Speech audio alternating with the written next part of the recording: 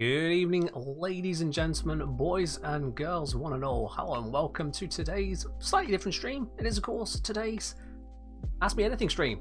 Welcome, guys. I hope you are all rested well and doing fine and dandy after the new year. Hope you've all had yourselves a good sleep, worked off whatever hangovers you probably had from the new year there. Hello there, Nexus Meister. Hello, Zomtronic. Hello, Days Tank.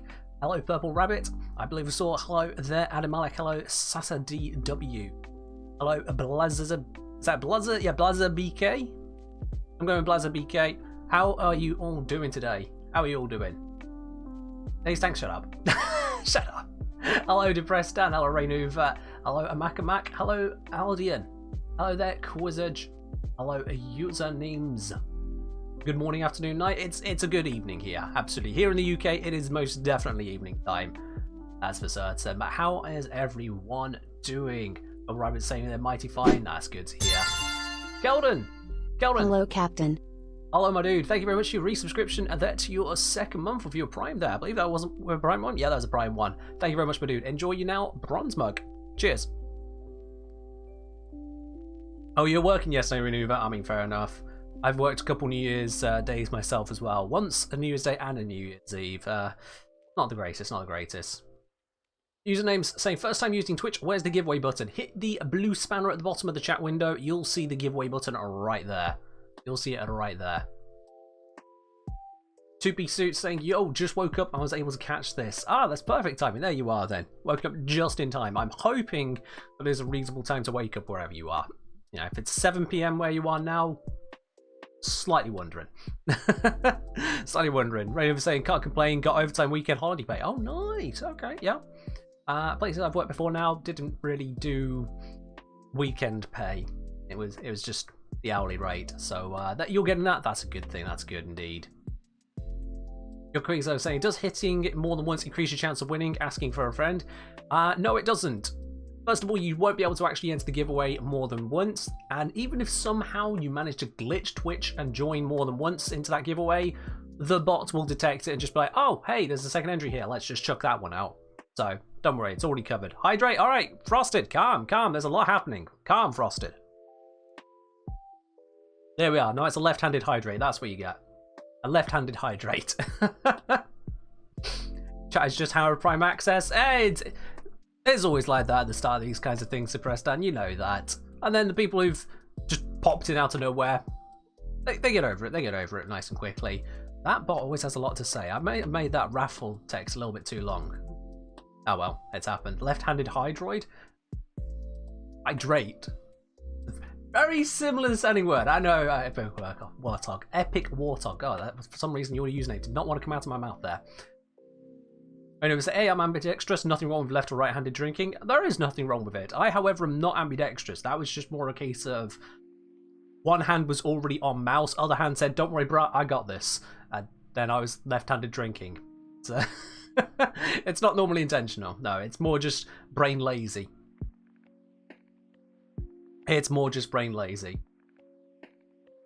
Where is the bad joke? It's been put aside for now, Frosted Pancake. I do not want to encourage however many of you roll on in today to come up with every bad joke you can think of. So quite frankly, that one can sit aside for a moment, Frosted.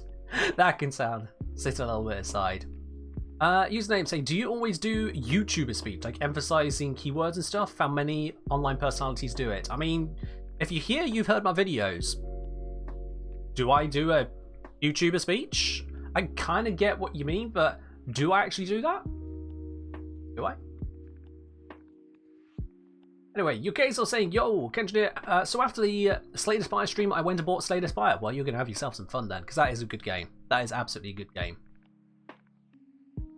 Very much so. As I'm sure we cannot torture Ken with Urali this stream, Big Sag. Yeah. No Urali today. We can just not have Urali today. I'm quite fine without having Urali on this particular stream. Sasa DW. Cheers, my dude.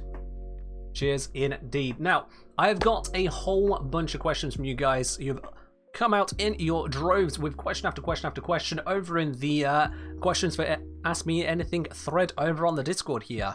I've not actually counted, but I'm having to scroll a bit to get through the full list of them. So we got a few bits and pieces to go through. And of course, guys, as we go through this, I'm not going to just answer directly at that. I'm going to be interacting with you guys here. Otherwise, I wouldn't be doing this live. You know, I'd just make it a video and call it a day. So absolutely, if you have got questions which haven't gone into the channel there, by all means, pop them into the Twitch chat. Just be aware that obviously, as I'm going through, the priority will go towards the Discord ones, because those are the ones where, you know, people ask them ahead of time. They're here first. It's queue. It's kind of how it works. Absolutely. Oh, and Frosted got timed out. Well, I warned you. Well, I warned you. Yep, the mods are here. The mods are here. Disaster Uru. Hello, they say. Yeah. Oh, dear. One of those days, is it? I see. So I'm saying it's a strange feeling to realise I've been watching so many streams that most of the answers need a hobby. I mean, if you already know most of the answers, it just means you're paying attention, which is, you know, that's actually a very good thing in my books. I'm quite happy for you guys to pay attention when I'm saying and doing things. I'm down with that. Don't you worry. Alright, so, shall we get diving in on the bits and pieces? Although I'm sure a lot of you are wondering about how the Harrow Prime access is actually going to be given away. I'll be doing the draw for that at the end of the stream. If you've got your ticket in, you are in it. So if your mum starts ringing on the telephone right at the end of the stream, you have to dip away at that moment. Don't worry. I will be contacting the winner here on Twitch. So if you are the winner and just happen to not be around at that time, as much as I'd rather you're here, but if you're not around at the time, I will be contacting you on Twitch. You'll have a day to respond. Don't you worry about it. Do not worry about that. Frosted, the reason for the timeout is bad jokes get timed out. There was a string of some seriously, I mean seriously bad jokes being thrown around. My brain wanted to melt. So if you're going to come out with a terrible joke, if it's actually terrible, the mods have got sick of it as well, they'll time you out. And if you've spoken anything other than English, you'll also get timed out for that, because we moderate in English. So either way, you know, come on, just stick to the rules. Stick to the rules. Come on. Come on, come on, come on. Quazo say, I look forward to hearing from you after the stream. Okay, someone's confident. It's random chance, and yet somehow you're confident. I'll take it. Okay. Fair do. So, yeah. Diving in at the very top of things. Now, I've been staring this question in the face for the last, what has it been, like 2 weeks since I announced this stream? I think it's been about 2 weeks. At the very start of this thread, the very first question that someone, and not just someone, no, he's already giggling away as ISGO, that someone decided to put right at the top of the thread of questions. It's been burning a hole at the top of that thread there, from Silansi. And I quote, exactly, can we give you head pats, and can we get an emote for head pats? If you're going to misspell emote and leave it there the entire time, I'm calling out your misspelling. Can we give you head pats, and can we get an emote for head pats? Well, I mean, to get started straight away, I don't know how you're going to give me head pats through a stream. You know, you're wherever you are, I'm not there. So that's going to be quite an impressive feat to do. I'm just... Yeah, no, you're not hiding off camera. No.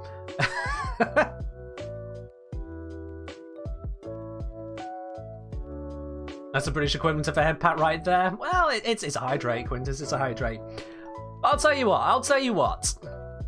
Okay, you want a head pat emote? You want a head pat emote? I mean, I suppose subscribers can have a head pat emote for the Kavat. Head pat the Kavat. Let me just see if that actually works straight away, or if you need to reload anything. Yeah, you probably need to reload it. Ah, it's new. That's annoying. Just going to give that a quick old refresh over on the screen over here. Yes, I specifically held off on enabling that one until right now. There it is.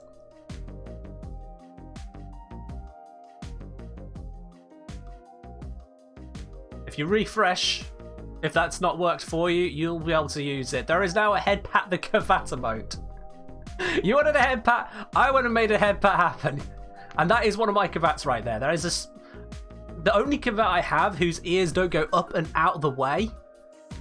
So that is my Kavat getting a head pat. You wanted a head pat emote? You can have a head pat emote. Is that to your satisfaction there, ISGO? Are you happy with your little kitty head pat? Have I met that first question proper? It will suffice? Okay, that's good. That's good. Okay. Also, whoa, hello. Metal Posty, thank you very much for your subscription with Prime. Thank you very much, my dude. And welcome to the channel proper. Now you also have access to your brand new Pet the Kavat emote. You have it there. And of course you can use it all across Twitch. That's the first animated emote we've got onto the channel here. And, and it comes from that question of all things. Of the AMA. Oh my word. Oh my word. Well, there we are then. I just love them going up on the screen here as well. Just surrounded by head-patted Kavats. Is it a follow emote? No, this is a subscriber emote, Zom. If you've refreshed and it's not working, it might take a moment for it to get through, because I literally just enabled it. So if it's not come through straight away, it'll get there. It'll get there. It won't animate on the stream itself. You'll see up on the stream here, it's just got the static image, but there we are. Your Kickstarter saying the day Ken had pats on his channel, day subscription amount increased by 200%. Not gonna lie, it would take us a while to get to 200%, although Palaperidon subscribing for their 3rd month now with their Prime. Thank you very much there, absolutely, Palaperidon. You can also enjoy your head pat emote. I mean, you probably immediately had access, but now you can enjoy it for another month more. Thank you very much, my dude. Now, if... I did make a promise of this off stream with IceGeo. If we hit the sub goal, which is a total of 30 subs for this stream, if we do hit the sub goal, there is another emote. That's all I'm going to say. If it don't happen, it don't happen. That's the agreement I have made with IceGeo for that question. You're all right, Doc. So... that's all I'm saying on that. Also, Red Dragon with their 200 bits. Thank you very much, my dude. I appreciate that. Thank you very, very much indeed. You've gone and started a hype train at the same time there, my dude. Thank you. All right. Now, I believe after that there was a much more standard question on this AMA.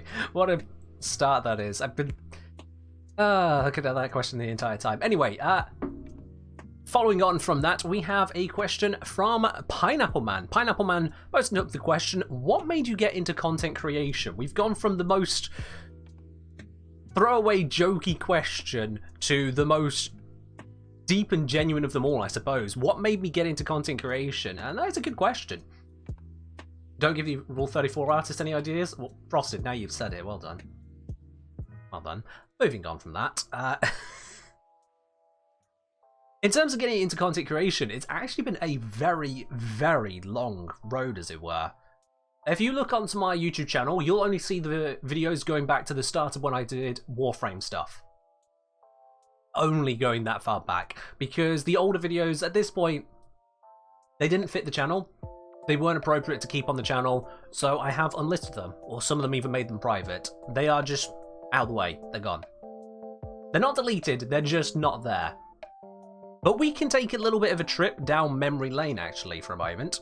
We can take a trip and go see where content creation started for me. I'm just shuffling my stuff around.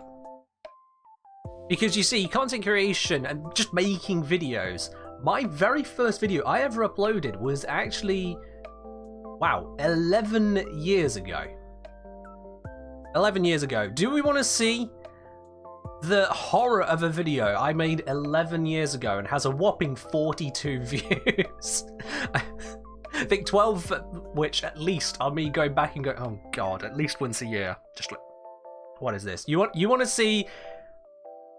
Of course you do. That's why I'm offering it. Of course you do. Let's switch over to that one. We're going right the way back here. I made a Server World 1 Video 1. This is this is how bad we're going back. It was, of course, Minecraft. Of course it was, yes. I finally had something creative to showcase. And so, on my Minecraft beta version, running on Linux rather than Windows. Oh yeah, you know this song. This Minecraft beta 1.202. We're going way back. Okay, hello. This is my first video. I hope this one works. Just showing off the latest. And I just wanted to show off the world we were working on. I've been making this world with Kippy. My laptop is chugging away. And Adamski. My poor laptop at this point is chugging away. I don't know how much of it is getting through. Why do all our names end in E except me? Anyway, this was before beds? This was before beds, yes. I have another video on the channel which shows just how much before beds this was. All the way to where we've been. Minecraft means hydrate? Alright, sure. We went so far, we just did. I'll tell you, it took a bit of time to shift the sand out of the way.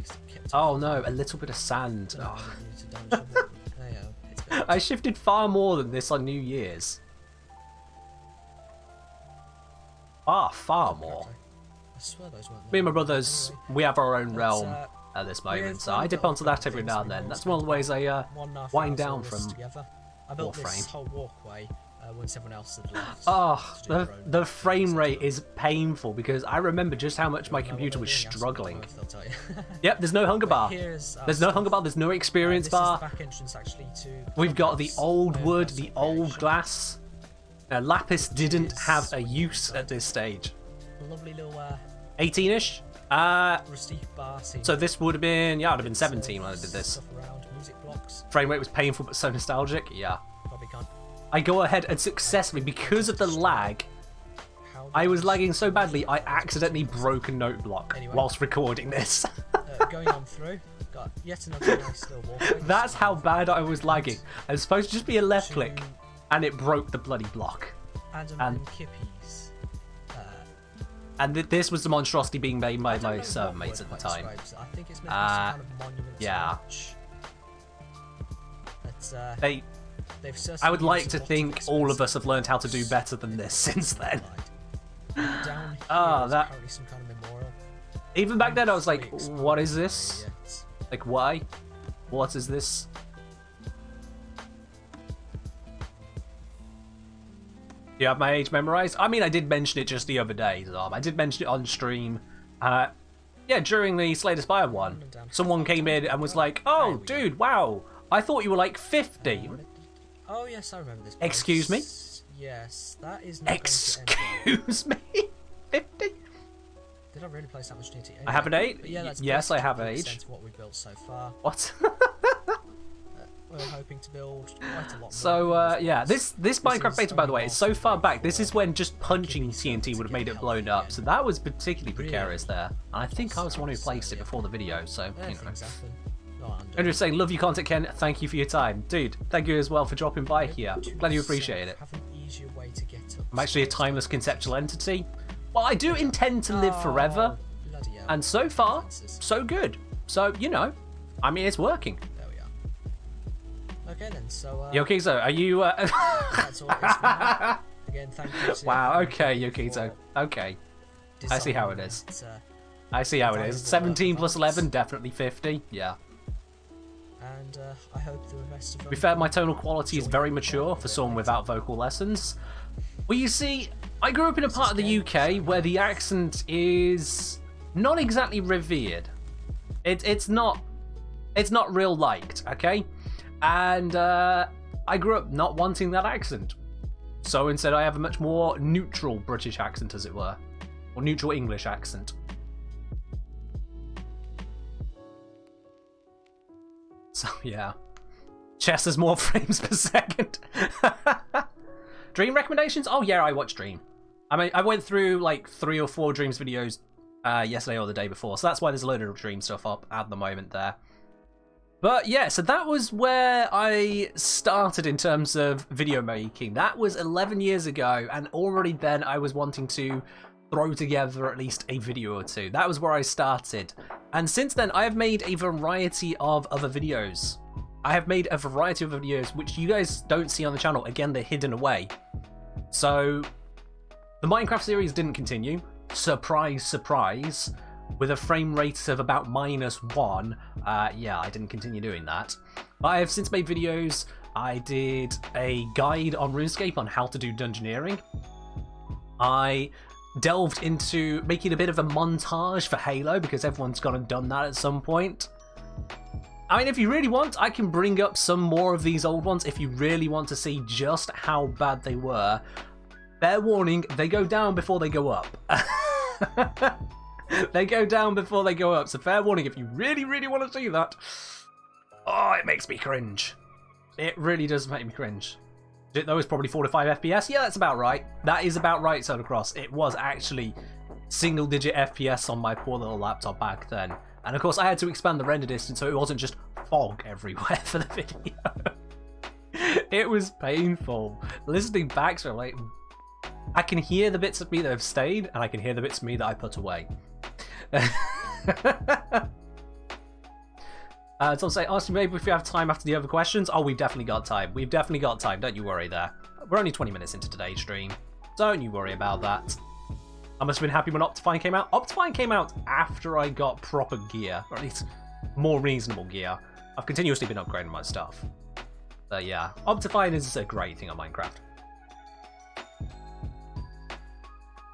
I was showing off an artistic slideshow format of videos. Ah, you're not wrong. You're not wrong. It was definitely a slideshow there. It didn't get a lot better from that point for a long time because, as I say, I dabbled into videos on and off, little bits here and there, just spur of the moment stuff. Some of them I think I've just deleted and lost to time altogether. However, what actually got me into content creation, going back to that original question though, was actually an EVE Online video. Because, again, I was onto another game, a game that I was enjoying, a game that I learned a little bit about, and so I wanted to do a guide. And so I did a guide on EVE Online. In fact, I did a few guides on EVE Online. But one of them in particular did something Rather unexpected. Let me just bring this one up for you guys.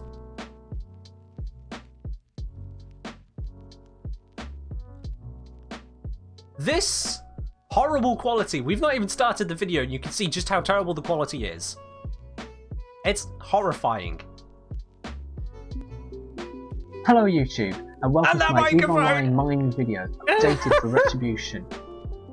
With the changes brought through in Inferno and Retribution, there have been a new ship added, which is very good for mining, as well as changes to existing ships. Changing is the still entire above the dynamic average of view count of my entire channel. I'm going to be this showing day. you 5 mining ships: the Catalyst, Venture, Coveter, Procurer, and Retriever. Dear, oh dear. How did the mic get worse? I'll show you just what That's a very good question, Tom, and I don't have an answer for you. They perform. I do not have an answer First up for is you. the Venture. This is the recently introduced mining frigate, built and back in its designed day, by Orr managed to somehow Industries. get 40,000 views. This frigate was brought out in Retribution. This came out of and nowhere it's for very me. easy to I was get into, just putting together a mining video. It's not even a good video. I don't recommend. There's a reason I haven't listed it. It's terrible. The advice on it is terrible. Good at what it does. At least it is now. First of all, we'll show you I'm going to stop that. It's hurting me. It's hurting me to listen to that. I'm sorry. Look at the quality. You cannot see the numbers. You're having to guess at what these numbers are. It's horrifying. But this video somehow actually struck a chord with enough people that the YouTube algorithm picked it up and went, yeah, sure, let's just make this happen, and gave it 40,000 views. You can see 400? Maybe. Maybe. Might be 400, might be 460. I think... No, I got no idea. You love the new white beard? Oh, yeah. I knew you guys would enjoy that one. I thought about how best to address the head pack question, and there we are. But yeah, this one ended up with 40,000 views, and that, more than anything, it told me that I could actually make videos that people wanted. That was the important bit. It taught me I could make videos that people wanted to see. Also, that video actually paid for a much better microphone. So, was it webcam? I got a better webcam at that time. Microphone. Clearly, I didn't put that much value into a microphone for a while. You can hear just how bad that was. I swear it didn't used to be that bad, but hey, there we go. Alright, beard, hydration time. But this video genuinely is what got me into content creation. Because, for once, something actually worked. Something connected with people. Other videos around this one had 3,000, 12,000, 2,000 views in that kind of area, but this one hitting 40k out of nowhere was mad. And it wasn't out of nowhere entirely. I did specifically make this for the update, the update of EVE Online Retribution. It was specifically for that update, but yeah, I figured out, oh wait, I can actually make stuff that people want. And then I didn't do that for a long time. I was, if I recall correctly, this is going to be in... let me think. Yeah, this will be in the time where I'm still at university. And so I didn't continue with this because I was at uni. I was doing other stuff. Or at least trying to. How do you redeem your giveaway? Metal Posty, if you click the blue spanner icon at the bottom of your chat window, you'll see the option to join the giveaway. The Harrow Prime Access button. One with the platinum icon on it. And then you'll be in to win it. Stream videos on the side? Yeah, because I watch stream. We'll get to more on that question later. I've done a various number of different videos. Loads of stuff all over the time there. And this is the one that actually got me into content creation. It just took years for it to really click. Many, many years for it to really click. In the meantime, I made stupid little videos, including just a good old Team Fortress 2 clip. This one is still one of the funniest clips I have ever come across from my own personal archives. Any of you familiar with Team Fortress 2 will understand what's going on here. And if you're not, this is my personal fastest game. You failed.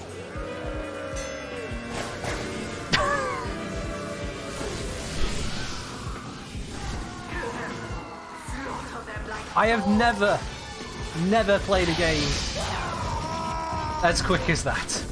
But I always seem to find the buggy games. And yeah, just leave. Speedrunning TF2, yeah, basically. Basically, yeah. Doesn't light mode hurt my eyes? Actually, I find the dark mode on YouTube more annoying. I genuinely find the dark mode more annoying than light mode on YouTube. I don't know what it is. I use dark mode Discord. I use dark mode on Twitch. I use dark mode even on my streaming program. But I use light mode Reddit, light mode on YouTube. Yeah. I've tried them the other way round. Both ways. Bright Discord is horrifying. Dark YouTube, I can't stand it. I don't get it. My brain is just... It doesn't agree with me. Doesn't agree with me. Doesn't agree with sanity in any way whatsoever, but that's how it be. That's how it be. So yeah, that was how I got into content creation. I dibbled and dabbled in various videos, bits and pieces, whimsies, throwing them together, all kinds of stupid stuff from clips, montages, if you can call them montages. And then eventually sticking with what works for me, which is to make guides for you guys. And those guides, they're taking off. They're taking off. Alright, okay, so you take care. Yo! Is that Ivanores? Ivanores? I have no idea how I'm supposed to pronounce that. So, Ivanores. I'm going to go with that. Ivanores. Thank you very much for your subscription with Prime. Welcome indeed to the channel and enjoy your lovely new blue badge. And the new animated emote we got. Absolutely. Alright, on to the next questions onto here. So, from Vilda over on the Discord, we have, what kind of education do you have? As I mentioned going through this, I did attend to university. Those of you regulars on this Twitch channel, you already know what degree I did over at university, but it's still a surprise even to me to think about it. Of all the degrees I could have gone into doing, I mean, if you had to guess, looking at me and listening to me and seeing what I do, if you had to take a guess, you would probably be about 20 nautical miles out of the correct answer. Because I did geology. That is my education. I don't have a degree or any education at all directly into content creation. I have never done anything in art. I have never done anything in video making. I have never done anything in voice acting, in theatre, none of that lot, no. All science-based, and at university I went and did geology.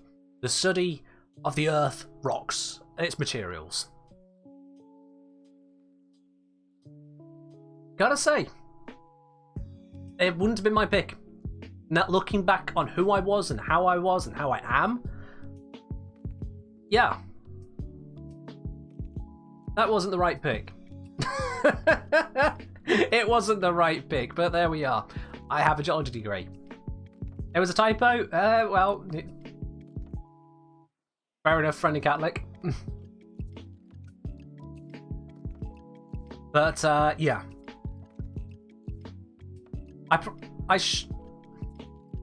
At that time, it was the right answer, but for all the wrong reasons. So that's my education. I have a BSc in geology. Nice, fancy university, and I have done nothing with it. Yeah. They killed me. Good times. Vilda following on to ask, what club do you support? Please not Barcelona. I'm going to assume by club that you mean football club. I don't. See, no, I know I'm British, I know, but I just don't follow or care for football. I just don't, no. Friendly Catholic, referring to the geology degree, was it fun though? It was interesting. The university itself was more fun than the degree. The university itself was much more fun. Cricket? No. I don't actually follow any particular sport. I'm not a sportsman. Sports ball. Woo. Teams. Yeah. Sports ain't me. Like when it comes to, say, the Olympics, about the only thing I watch there is judo, and that's because I did a bit of that growing up. Otherwise, yeah. Yeah. So I'm saying, I remember you telling us how even in the field of geology, you kind of learn real quick that we're kind of screwed. Oh, Tom, it's not late enough in the stream for us to have that conversation again. No, please, no. We'll save the doom and gloom for later. We'll save the doom and gloom for much later. Too busy making millions for sports? I wish. I wish, yeah. Did you see that ludicrous display last night? Oh, yeah, sure. Yeah, the ball totally went, dude. Can't believe it.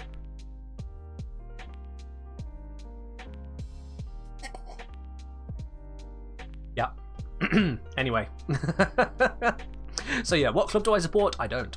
That's your short answer on that one. If you could choose to live in the Warframe world, how long do you think you'd live? Well, if I could choose to live in the Warframe world, I wouldn't. Because have you seen the Warframe world? It's an absolute travesty. Oh my goodness gracious me, it's horrifying. I mean, we've got a clone army just marching around the place, shooting up stuff because for the Greens. And then you've got the Corpus, which seem to occupy the majority of standard people out there. You get yourself stuck into some hyper-capitalist hellscape where they'll go so far as to force you to wear a helmet, which muffled your voice, changed it into this robotic sounding thing so that you do not appear humanized. It's horrifying. Relays aren't safe? No, the relays aren't safe. We have seen it. Cetus ain't safe. Nothing is bloody well safe. There is no positive stuff there. And do you want to know the worst bit? You want to know the worst bit of it all? Despite all of their advanced technology, all of the great stuff going on, I have seen teapots. I have seen teacups. I have never once seen a kettle. Which means they have to heat up their tea some barbaric way, like over a fire. And I can't do that. I can't do that. If I was put into the Warframe world, I wouldn't last 30 minutes because I wouldn't be able to get a proper cup of tea. It's just not happening. It's just not happening. I ain't doing it. They use Ember to heat their tea. I mean, I don't think there's that many Ember Warframes going around offering up some tea. They have a tea set on the market. I know they have a tea set on the market. I have the tea set in my orbiter. I think it's in my orbiter. But it's a teapot. Where's the kettle? Where's the kettle? Teapot's where it goes to brew. Where's the kettle? It's just not good enough. Nope. Absolutely no good. Not having it. I'm 100% British? Absolutely. Absolutely. Unquestionably. Quintessentially British. I just am, yeah. Kettles for losers. We only heat it up in the microwave. Oh.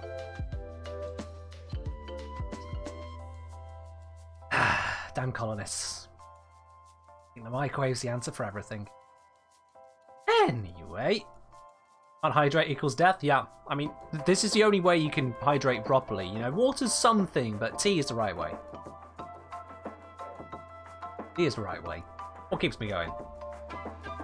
Well, saying, hey, TheKengineer, thanks for the guides. Helped me so much in building my railjack. Thank you. I'm glad you enjoyed the guides there, and hopefully you have yourself a very good railjack now.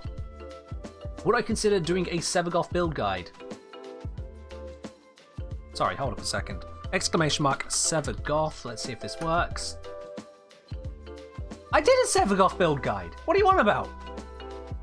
Also, Beard can't spell, but it's fine.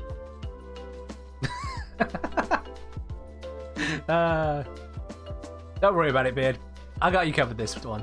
I got you covered on this one. But yeah, I've already done a Sevagoth build guide. In fact, all but one of my Warframe videos is linked through commands here on Twitch as well. So that's how we just keep an easy link to them, just on the off chance. I sometimes forget some of the stuff I've covered myself, I'll be honest. But yeah, already done a Sevagoth one. Word of warning, it uses a lot of former. There is not a You Ready video yet. You just watched it? Oh, I think you need some tea, my dude. I think you need some tea. Oh dear. Alright. Follow-up from Vilder as well. His final question on the listing here was, I want to hear a story about the first time you got rad procced. Unfortunately, I couldn't tell you. I have no idea when I first got Radproct. It was interesting learning about Radprocs, but I don't really have a particular story for the first time. I have, however, been less than wholesome with my Radprocs. Just a little bit less than wholesome. But, yeah, you know, I might have intentionally gotten Radproct and might have intentionally put myself in the middle of all of my random squad mates who had no idea this was coming, and I might have brought Gara, who then might have cast Mass Vitrify, which then might have frozen all three of them in place. For max duration, I might have also caused the console to immediately get detonated, failing the mission. Yeah. There's a reason I typically will use status-resistant frames when there's a Radproc going around, because unfortunately I can't help myself. I get Radproc and I get in character of there is no friendly fire anymore, there's just fire. Oops. I can't help myself. I can't. Players can get Radproc, players can absolutely get Radproc. It's not a very common proc, for a very good reason, but you can get Radproc in a dazzling number of locations. Mostly though it'll come up during sorties and oh, you want to be Sarin or Ember or Equinox or Gara. Oh, you can do great stuff with Radproc. What does it do? Radproc turns on friendly fire. So anything you can do to enemies, you can do to allies when you're Radproc, with very slight exceptions. Like you can't swallow them with Grendel. Yes, I've tried.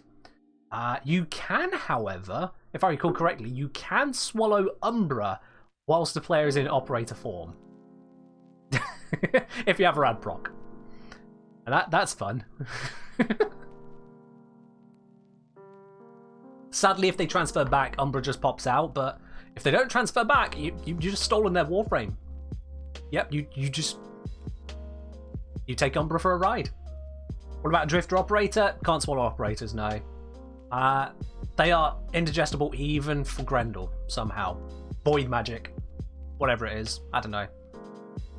But yeah, Grendel can otherwise eat a lot of stuff, and various frames can cause various issues. Atlas can petrify allies when you've got a Radproc. That's a fun one to do. Getting Radproc as Limbo without noticing is not fun. Oh yeah. There is a lot you can do with Radproc on yourself or on your allies. There's a lot you can do. Be careful about it. Although, some lazy people, they just go for Mesa and just spam click and say, oh. Now, if you are going into a Rad sortie and you want to punish the Mesas and the Sarins and the Embers, you can. You see, Revenant with his Mesmer skin, it doesn't just make him status and damage immune. It makes him reflect damage. So if you go in with Revenant, you activate your Mesmer skin, you'll reflect back the damage that the Mesa's putting out, which means the Mesa, when they get Radproc, they don't wipe out the whole squad and go, oh, sorry, my bad. Instead, they start firing and they die themselves. And they finally learn a little lesson in being careful where you fire your guns. So yes, if you are fed up of going into Rad sorties and getting downed by your teammates, take Revenant, teach them a lesson. You'll be fine. And if they are being careful as well, hey, you're now also immune to Radprocs. It's a win-win. Win-win. You'll try that when you finally get Revenant? Oh, absolutely go get Revenant, yeah. Go get Revenant then. It's great. What if a Revenant shoots a Revenant when Radproct? If a Revenant shoots a Revenant, the one doing the shooting will take the damage because the reflect damage ignores the Mesmer skin, kinda, sorta. It's weird. It's weird. Yeah, Zom and I did some testing of this not too long ago. It's weird. Suffice to say, it's weird. Alright, moving on from that question from Vilda, we've got a question from Shaftman. Do you prefer silly talking lizards or angry men? Again, I'm really glad I had a look at some of these questions ahead of time, because if I got that straight away now, I'd just be scrolling. Well, I've had time to think on it. And the answer is actually pretty obvious. Silly talking lizards. Because who really wants to deal with angry men when you can have a talking, silly lizard? I mean, it's an easy choice, really. You know, angry man? Ugh. Go away. Silly talking lizard? Well, now that's something interesting. So yeah, silly talking lizard. Easy pick. Question from Zomtronic. Favorite Warframe song? Now come on, guys. Come on, this one should be obvious. This really should be an obvious one.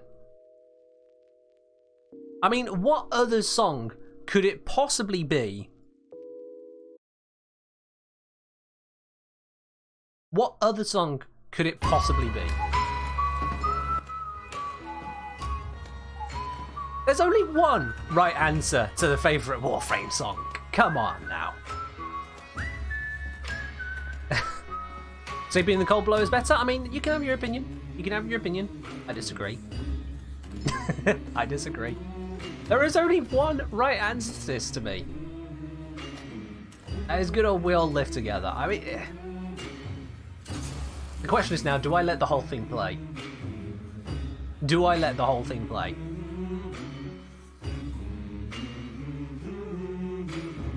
For Nama? No. No, no, no, no, no. I'll be honest, I'm kind of mild on the Nama one. I'm mild on that. You base D&D characters off We All Lived? I mean, fair. That's a fair play, yeah. I'd even say I honestly play without music at all, like the realism. I mean, fair do. I usually don't play Warframe with much music going on, or I might have just something running in the background on some streaming site or what have you. But the thing is that you talk about realism. I mean, it's much the same question as in Lord of the Rings. There's a direct answer to a question there. They're asked, where's the light coming from? In the fight scenes at night in Lord of the Rings, he said, same place as the music. It's not about being realistic. It's about it being engaging and cinematic. And when it comes to engaging and cinematic, the first time you encounter We All Live Together, the first time you encounter this, I mean, it speaks for itself. It sings for itself. It's a pretty easy choice. So, yeah, that is definitely my favourite. Sleeping in the Cold Below, it's alright, but it's not got the same energy. It's not got the same vibe. It's just not the same. It doesn't compete, in my opinion. I know I've talked all over that, but well, you're here with me, so that's what you get. You listen to We All Lived for years without touching Warframe? I mean, fair. Fair. There are some games where I listen to their music, even when I've never played the game. Sometimes, yeah. Oh, and I've now gone and broken my music application. Well, that's fun. There we are, I got it working again. Okay, that was odd. Don't know how that happened. On to our next one. Although, first of all, from Golden Slayer, what does my Verglass have on it? You know what? Let's have a quick look at that. Let's have a quick look at that, shall we? Because I actually have Warframe open. Conveniently, just for this kind of thing. What do I have on my Verglass? This is what I have on my Verglass. It's not a perfect build. I haven't formed it to the nines to get the absolute most out of it, but this works just fine for me. And yeah. I've not tested to see if the galvanized mods work. If I understand correctly, they don't. But this overall, this just works. I mean, you guys have seen it on stream. You've seen Verglass in action with my Carrier Prime. It doesn't mess around. This gets plenty done, especially because with all those heat and viral procs coming out of that massive status chance and fire rate, it just rips stuff apart. It just rips stuff apart. Yeah, sure, it's not perfect at killing up into Steel Path and whatnot. It's a Sentinel, okay? It's a Sentinel. But it gets work done. Am I using Fired Up on the Sentinel? I know that it does improve the Verglass, but I'm not using Fired Up, no. As instead, my Sentinel is fully equipped to support me, rather than just give a bit of extra DPS to this weapon here. My Sentinel is focused entirely on supporting myself instead. But yeah, that's the basics of it there. That's the build that I've gone for, at least for the time being. You can improve on this. Like, for example, a Riven. Alright, Days Tank, you can put things in one line, you know. But otherwise, yeah. How do you stop your Sentinels from getting killed super quickly? I mean, my Sentinels don't get killed super quickly, just period. If you are struggling with your Sentinel dying, you're probably spending too much time stood still. Get moving. Dodge the attacks incoming. Kill the enemies before they have the chance to attack your Sentinel. If your Sentinel is constantly dying, you've probably not modded it to actually defend itself, or you're using a non-prime one, because the non-primes are actually really weak. They are. So, yeah. That's what I use on the Verglass. And my carrier. I mean, you can see. With 1,280 health, and the armor that doubles up to 300 when Sim Fiber kicks in, it's fine. It's got a health. It's fine. Carrier doesn't just die. Carrier doesn't just die. So yeah, that was the Verglass build there for you. From Athlia, this question on the Discord: what are some of your go-to tips for new players? Honestly, check out the channel. Certainly if you can go through it in order that I've released the videos, because I've been growing with Warframe at the same time, so the earlier videos, as much as I'd like to remake them now, they're not at the top of the priority list, which is why I've not done them straight away, but they are in need of remaking. They were made when I was much more of a mid-game player, and so they are made in mind of newer players as well. So absolutely, I would say for new players, yeah, just get onto there, especially top tips for more damage. Those angled going through from right the way down the bottom all the way up to the top, how you can actually just get more out of your kit. Strongly recommend it. Aside from that though, aside from just self-plugging my own stuff, for new players, get yourself through the quest line. Go ahead and explore what the quests have to offer, because they kind of guide you through getting into a lot of the other content out there, seeing the different bits and pieces you can get involved in, and unlocking more options along the way as well. Unlocking you frames like Limbo and Mirage, unlocking you the operator access, unlocking a grand variety of bits and pieces. So the quest line is, I'd say, the best focus for a new player to go through. From that point thereafter, or whilst they're going through that, be friendly, meet up with other people, join a clan, find out more of what's going on in the game. There is a lot to explore. It's not a race, it's a marathon. Take things bit by bit.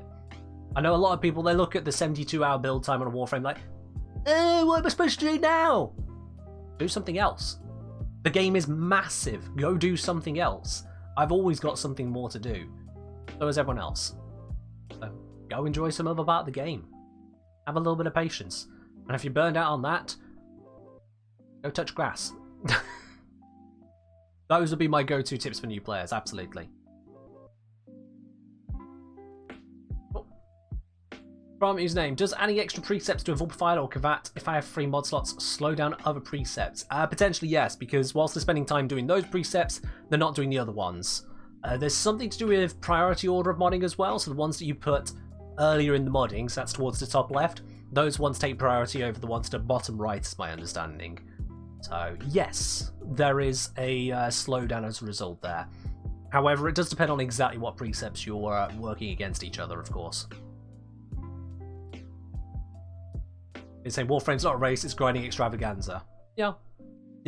It's a looter-shooter grind game. Things don't happen instantly unless you are willing to drop lots of plat on it. And if you're willing to drop lots of plat on it, well, they're not the kind of person complaining about 72-hour build times, are they? From MG Joker over on the Discord, what other games did you spend an extensive amount of time playing other than Warframe? A few of them. As I've mentioned already, I've done some videos on Minecraft, on RuneScape, on EVE Online, on Team Fortress 2. Those videos aren't available on my YouTube channel now, because they definitely do not fit the quality or style of the channel anymore, and so I've put them away. They're into storage, but I have spent a lot of time on those. Over on RuneScape, I think my total logged in time... Everyone's listening. My total logged in time on RuneScape is, I think, about 221 days. Yeah. That's not hours. No, days. Yeah. Not proud of that. But hey, that does include just chatting time, bank sending, idle time, time where I've gone away from the computer and come back. Although that does have an auto timeout, so log out. So I can't really use that excuse for too much. So yeah, I've been on that one a while. That one is probably my most played or second most played. It's a tough competition up the top there. Because another one is EVE Online. Now, I don't actually have an actual figure for EVE Online. I don't know where I can find this figure. I've tried looking for it. Unfortunately, as far as I can find, what used to show me the time I've had a character logged in on EVE Online is gone. However, I do recall from the last time I was able to check it, which was rather a long while into my EVE Online career, that was up at around about 160 days. So I wouldn't be surprised if that passed the 200 mark as well. I wouldn't be surprised. How's the stream going to go for? Usually I stream up until 10 PM UK time or thereabouts. We might go a bit longer than that. We'll see how it flows. We'll see how it flows, Examoon. But yeah, EVE Online. With that again, there is a lot of idle time. There is a lot of idle time with EVE Online, or at least time that you can make idle depending on the way you set up playing in the game. There's a lot of time where you warp in between stuff, so you're not really focusing on the game. There's times where you can go completely AFK. As inadvisable as it is, you can go completely AFK. Certainly if you're in a station where you are safe, you can just stop. So, yeah. I've put, between those two, over 400 days. Team Fortress 2 has nowhere near the same scale on that one. Team Fortress 2, I think I have something like 1,500 hours in that one, so that's a lot lower. What's that? What is that in days? Let's translate this. If I'm going to say all in the same thing. 1,500 is 62 or so days, you know? Well, so nowhere near the 200 on the others, but still a fair amount of time I put into that one, considering that one you don't really AFK on at all.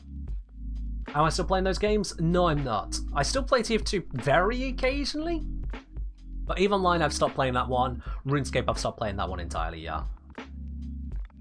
If you have to go now, we still have a chance of winning the giveaway. Yes, if you have entered into the giveaway, you are still in it to win it. You don't have to be here right at the time that the draw is made. I'm not one of those that's just going to force you to sit through the entire stream hoping you catch that one moment that a giveaway's done. I don't want to do that to you guys. I don't want to do that to you guys. If you are here, it means you've already gone through YouTube videos, you've already subscribed to the channel most likely. If you haven't, why not? On YouTube it's free, so why not? But otherwise, you've been going through our videos, you've come over to the Twitch channel as well, you've spent at least long enough time here or hit that follow button to get those channel points. I'm not going to drag you all the way through like that. I don't like that kind of giveaway. I really don't. Sometimes it's the right way to do it, sometimes it's beneficial, but I don't want to do that to you guys. So if you are the winner and you're not here at the time, that's fine. I'll be sending a message to the winner on Twitch. All you need to do is respond within 24 hours and it's yours. Simple as that, really. There's no point in me being a dick about it. You guys have done all the legwork to get here. Enjoy your chance at winning.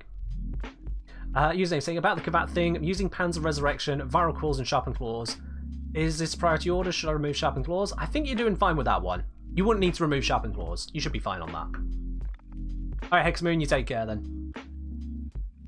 Now, other games I've spent a while on, I mean, those are the big ones to me. Team Fortress 2, EVE Online, RuneScape, Warframe, obviously. I've spent a long time on Warframe. I don't have an exact value on that one either, but I know it's a while. It's more than Team Fortress 2, that's for certain.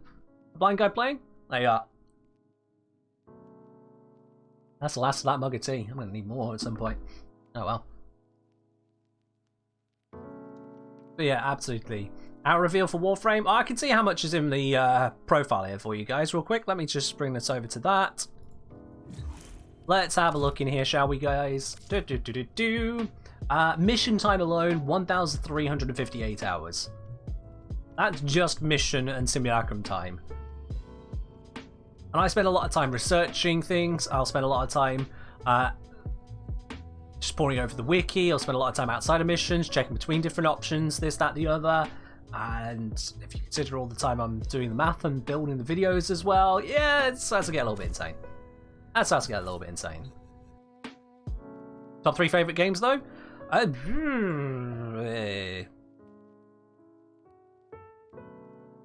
Top 3 favorite games of all time? Couldn't say. Honestly, I couldn't say. I really couldn't say. Because there's just that many games, and how do I really rate 3 to be the best of the best out of all of that? I couldn't give you a proper answer on that, sorry. If there was one in the AMA thread and I've had time to think about it, maybe, but sorry, I just can't give you a proper answer on that one, no. Alright, on the Discord questions then, from Next a Minute, we have got, seeing as your name is inspired by a Team Fortress 2 character, it's true, TheKengineer, logic would dictate that you play, or at least have played, Team Fortress 2, as I've just confirmed, yes I do. If so, why have I never played it on stream? So 2 things there. Firstly, yes, actually I did once play Team Fortress 2 on stream. This was before I was known as TheKengineer though. This is going back years. The main reason is that I don't really play Team Fortress 2 anymore. There was a update to it released by Valve which did serious damage to the community of Warframe, Team Fortress 2, and following on from that, there were a lot of issues, a lot of botting issues, which just made it worse and worse and worse. Unfortunately, there is a good game still there, there are community servers out there, but the population is nothing like what it used to be, and some of the game modes that I used to enjoy are basically ghost towns on that game. And so I've moved on to other stuff. I don't want to stream for you guys something which is not entertaining. I know I put it in the list of ones which are available for the stream on New Year's Eve, so 2 days ago. That was not voted for by subscribers. It was close to the top, but it wasn't voted for in the end. If it was chosen, I did have a plan. I had already scouted out some things to make sure it was still going to be an interesting stream, but overall, it just doesn't fit onto the channel at this stage. It can do at times, but yeah. Manpower, Big Rip. Manpower. Manpower's a great game mode. I know it wasn't ever a big one, but it was a great game mode. Me and my brother, we love that. Yeah. Team Fortress 2 won't die altogether, unless Valve actively kill it. But yeah. It wasn't in a good state when I left it. It wasn't in a good state. From Nate. This is another question that has been staring me in the face since posted. This is another one I've been not exactly looking forward to. Trying to think how best to answer this question. From Nate. What does the K in TheKengineer stand for?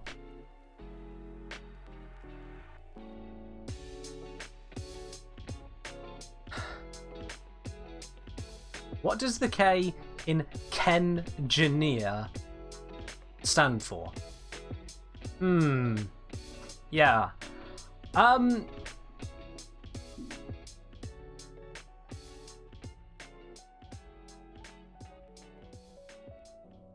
Yeah. I don't think you guys need me to answer that one, do you? No. Look at that chat. I don't think you guys really need me to answer that one. Because the K doesn't stand for anything. It's a portmanteau. It's... Come on. Nate.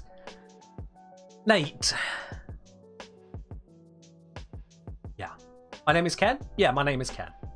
And I know you know that because I've seen you here before, Garuga's Corner. The other question from Nate was, why do you main Lavos? Why do I main Lavos? Well, I mean, let me just bring us back to Warframe a little moments here, shall we? Why do I main Lavos? 2,000 odd health, 1,500 armor, abilities which don't worry about energy whatsoever, badass look, which I'm actually quite satisfied with despite the edgy colours. It just works for him, which is unusual for my own preferences. He's a lazy Warframe. Seriously, that's one of the big reasons I enjoy him. He's lazy. I can be lazy. I can just waddle through the game enjoying myself. Sometimes I want to go faster. Sometimes I want to heal up. I Ophidian Bite. Sometimes I just want to throw out some damage. I press 4 and there we go. There is just stupid amounts of damage going out. And if I just want to be lazy and just walk through stuff like there's no care in the world, I can do.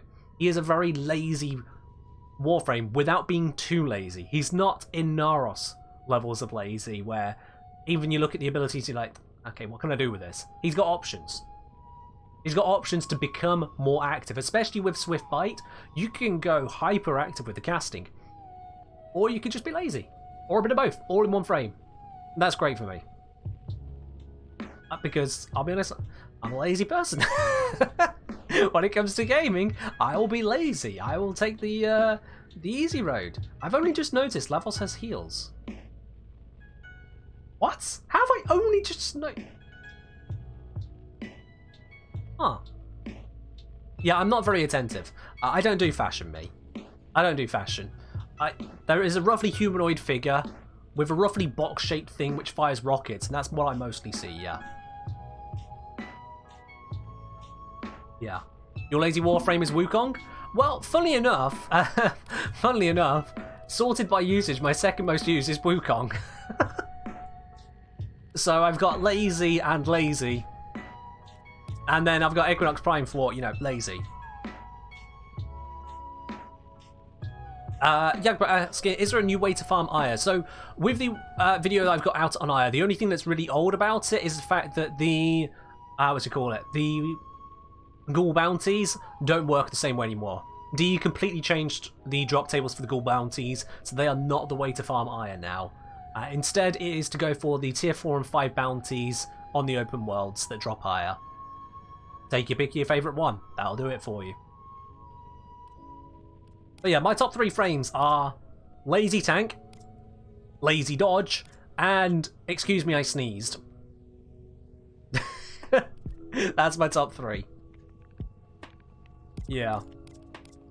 Oh yeah, I don't begrudge DE for changing the Ghoul Purge. It should have been changed. It's just the fact that it got to being released in that state and then they changed it. It's like, come on. Is Valkyrie a lazy frame or bad frame? Valkyrie can be a lazy frame, but her abilities don't really encourage being lazy. As Trin is my 4. True, yeah, there is Trin as my 4, and that's because Trinity was my first Prime Warframe. I apparently got her through Twitch Prime, which is funny because I didn't have Twitch Prime, but Twitch went, no, have it. So I got Trinity Prime through Twitch Prime. And yeah, that kind of worked out for me. That was like, okay, sure, yeah, I'll take that. I'm not sure how her tassels got in front of her for a bit. Oh, that's how. She froze them in front. That just looks weird. That's, yeah. Will Thermia Fractures be strange in Narmed Fortuna when it returns? Hey, we'll see if DE thought about that. We'll see if DE thought about that. We'll see on that one. Free Warframe? Yeah. Free Warframe with an Orokin Catalyst installed. It took me a while to understand why Trinity was that much better. I was like, oh, right, yeah, of course. She's got double capacity. Cool. Why has she got double capacity? That took me a while to find out. I missed your highlighted message, did I? Sorry, I was going through a bit. Renee was saying, sounds like me, where I only brighten the existing colours of my gear without actually putting any stuff on them. There. Yeah. I just don't colour too much in. What's the story behind my namesake? That's an interesting question, yeah. I think someone else asked it on the Discord as well, which we're probably going to get to, but all the same, it's an interesting question, yeah.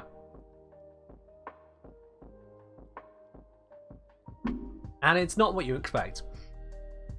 It is derived from the Engineer in Team Fortress 2, but it wasn't to base it on the Engineer, that just kind of happened. You see, playing Team Fortress 2 with a couple mates of mine, they got a little bit box wine drunk, so they were doing random stupid stuff, and of all the things they decided to do, they decided to get hold of a bunch of name tags and start renaming their weapons. They're renaming their weapons some variant of Ken. So we had the Direct Hit became the Direct Ken, the Dead Ringer became the Dead Kenja, the Latranja was the Lakenja, or no, Kentranja. Various random name changes. I don't know why they were doing it. I didn't know then, I still don't know now. I'm never going to know, I don't think. Random stupid stuff in TF2? No, never. Yeah. Yeah, well, yeah. But yeah, they were just renaming random bits and pieces like that. Now, I didn't want to throw out cash on name tags because, quite honestly, I was stupid. I wasn't going to do that. I was not a box wine drunk. And so I settled on, instead, picking up on a simple pun, I switched to the engineer class. No matter what we're doing, whether it was rocket jumping around, or whether it was going for stupid pushes, with medic pushes, if we go melee only, I was engineering all the way through. I became TheKengineer. That was the inspiration of that username. So, yeah. That is the origin of TheKengineer. A couple of my mates got box wine drunk. I decided to pick up the engineer and join in on the fun. There you are. That was the origin of TheKengineer as a name. Next question list here from a person who decides to hide their username or just not have a username on Discord. However, I can just, open up your profile and it says who you are. So this was from a person with the username Mew. The Greek letter Mew. Their question is, are you single, winky face? Yes, I am. Haven't found the right guy yet. Or maybe I have, and we just ain't done something yet. Who's to know, but I am single. I am not yet taken by the right guy. Next from SXXOS. Asking, how's YouTube, Twitch, content creation working out as a job compared to your initial expectations? That's a good question. My initial expectations, and when we say initial, I'm talking my initial expectations when doing my first ever Warframe video. My initial expectation was none. I didn't really have one. I just kind of went for it. I was like, you know what? I'm working at a call center at the moment. That's what I was then. Working at a call center. Prospects were not looking amazing, quite honestly. Had the degree under my belt, wasn't doing anything with it, couldn't do anything with it, wouldn't do anything with it. Won't go into detail on that, but suffice to say, no. So I wanted to do something different. I wanted to build a new skill set, build a skill set that I've been dabbling into many, many times before. But I didn't have any expectations of it, really. Because how could I? Honestly, how could I have had any expectations for it? So I just threw together some stuff. I threw together Spectre Fiesta. I threw together Meet Equinox. That was released 2 years and a day ago, was Meet Equinox. It's a meme. You can skip it, it's fine. You can skip it. It's fine, seriously. No, skip it. But I didn't really have much in the way of expectations. I just knew that I wanted to work on making some videos and seeing what I could do. Seeing how I could improve my skill set. Maybe I could do something with it. Maybe it could be an out from working in that call center. And yet, crazy enough, it actually did. Is the video frozen only for you? It's working for me on 2 screens, so yeah, it's just you. Refresh your screen. I don't know how you're ever going to hear that, but refresh your screen. So yeah, I started putting together these videos, and at the start, the only views that were happening on them were pretty much me just forcing them onto people, showing them to co-workers at work. Hey, look what I worked on over the weekend. Oh, that's nice, yeah. Handing over to friends in Warframe, posting it to the clan, posting it to Reddit. Reddit immediately downvoted me, telling me to go kill myself, that kind of stuff. You know, typical Reddit stuff. I don't think any... No, I think someone at one point did tell me to kill myself. Yeah, there we are. It's Reddit. It's a cesspool. I still use it. But that's where it just all started out. It's just pushing out there, and I didn't really have much in the way of expectations for it. But sure enough, video by video, I worked on increasing my upload frequency. I worked on refining how I put together videos. I worked on improving the quality of them. So improving the picture quality of it, improving the audio quality, improving the storytelling quality, for lack of better terms, because even when doing a guide, you still need to have a kind of a story process to it. And YouTube responded. You guys responded by subscribing, by watching more, it built up and up. To say that the first proper video, because I don't count Spectre Fiesta, that was a meme. So, as much of a meme as it is, I consider Meet Equinox to be my first proper video. That went out 1st January 2020. I had no idea what you were in for at that time, but there we are. It gave me something to do during this pandemic. And from that time there, all the way through until it was, I think, end of September. It took me that long to get to the 1,000 subscriber mark. That long to get to 1,000. For those of you who haven't looked at that number anytime recently, we're over 30,000 now. Over on YouTube.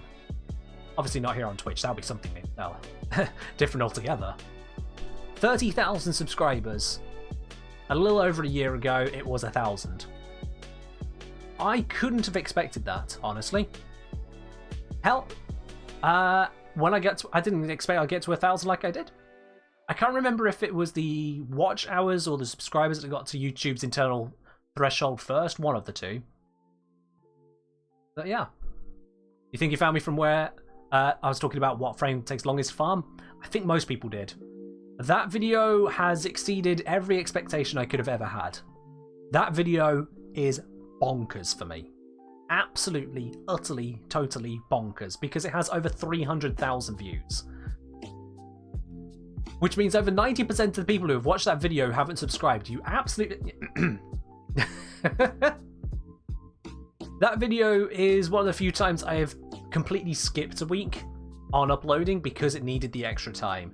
It needed the time for me to get all the times together, to run the missions multiple times over, to get a good idea as to how long they take, to test different bits and pieces here and there, to figure out the actual math behind it, because the statistics of it is not easy to do. I will be honest there. That was not simple stuff. I did statistics as a module as part of mathematics at A-level. That's like the end of high school for you American peeps. But, yeah, it didn't prepare me for that. Did not prepare me for that level of statistics. I'd never heard of the coupon collector problem before. That was a fun one to dig into. All that work paid off? Oh, yeah, it absolutely did. You see, there are mistakes in that video in the way I approached it. There are a lot of comments calling out the timing I gave for Mesa, and quite honestly, yeah, they're right. You have to go and spend the time also getting the, nav coordinate thing to get to that mission. So, yeah. And there's the issue with Saren as well, how you have to do the arena missions to get access to doing the Saren fight. I didn't account for that. They are specifically for those things, and I didn't account for it. So those comments are absolutely right. There are a few things I would change about it. Overall, the points still stand as shown. Points really do stand as shown. You like to disagree with Equinox's times? Get good. That's the answer on Equinox 1. I ran the mission as quickly as I could to get a proper fast time to show this is what can be done. So the answer is there, get good. Either that or you're unlucky, but if you were just not having enough runs, get good. Pure and simple on that one. You're MR5? Well, there we are then. You didn't get good.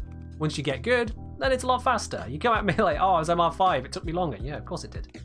Get good. Welcome to Warframe, get some gear. Things will be slow when you're low level. I call that out in the video. That's not a fault with the video. That's called, you need to get good. What is the coupon collector problem, Space Cadet? So the coupon collector problem, in its simplest form, is asking what's the probability, after a given number of runs, that you'll have a completed set of coupons. So you imagine like, let's talk corporate. Think McDonald's. I'm sure everyone here is familiar at some point with the McDonald's monopoly system. How you get a token attached to the side of whatever meal item you purchased, and they could give you the monopoly items, and you get a full set together, and that's how you get your prize. That's coupon collector right there, because you're asking how many of these do I need to purchase to get a completed set of coupons. That's exactly the math that's involved in Warframe. How many times do you need to run a mission in order to get all of the parts to build your Warframe? And it's not a very simple question. It's not a completely perfectly simple question. It's a coupon collector problem. And Warframe in the face of a not very simple question, made it even more complicated, because you don't just have single source collections like you have for Rhino, where no matter what, you do the Rhino mission, you're walking away with a Rhino piece. And if you do it enough times, you'll have all of the Rhino pieces. You look at then Ivara, who is split over 3 zones of missions, 3 different tiers of missions. You then look at the likes of Korra, who has 3 entirely different drop tables, but they're all in the same mission. Oh, and 2 of those items are on the same drop table. You look at the likes of Revenant and Gara, who are split across multiple different bounties with different lengths of the same mission stuff. And then they have bonuses which you may or may not get. And you can start to see that the statistics of that gets a little bit daunting. Just a little bit daunting.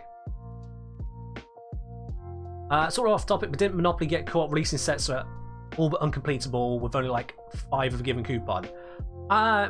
Pretty much, yeah. It turns out that it's good marketing strategy to just not give everyone the odds. Funny story. Yeah. That's why these kinds of things are forced to give odds in a lot of countries these days. Username, what Warframe quote do you think is the most horrifying out of context? I couldn't even begin to guess on that. Sorry, my dude. I couldn't even begin to give you an answer on that one. That's the kind of question that would absolutely need to have been in the AMA thread over on Discord. For me to give time to look into that one for you, sorry. I couldn't even give you a proper answer to that one. I couldn't bring up most of the quotes off the top of my head if I wanted to. Speaking of the questions over on Discord, we've got the next one from SXXOS. No idea how I'm supposed to pronounce that username, so I'm just going to spell it out. Any possible plans for earlier streams between 1 to 3 PM GMT, as they can never seem to catch a stream? Fortunately, no, not at this time. Because my current living and working... Because my current living and working situation, where I'm doing this from, I unfortunately cannot do earlier streams. It's not even remotely viable. It's something I could look into doing in the future, although I am a YouTube content creator first. Twitch is second to that for me, which is why I stream only 3 days a week here on Twitch. I do every Wednesday, Friday, and Sunday, rather than doing a full-time streaming gig. YouTube is where I'm at primarily, so no, there won't be earlier streams, at least in the near future, no. That's just not happening, no, sorry. Mako was saying, have you ever, or do you plan to do a level cap run with Lavos, or just in general? No, not really. Level cap doesn't interest me. So, no. Why do I mainly do YouTube, though? That's a good question, Daystone. That is a good question. And that's for a very simple reason. When I hit stop streaming at the end of this stream, basically 2 people are going to look at what's happened. Maybe a few, but it is going to be basically no one. Despite all of the number of you who are going to be here viewing it live, once I stop streaming, it stops. The content's over, no one cares. There may be clips here or there, clips aren't the same. You and I both know that.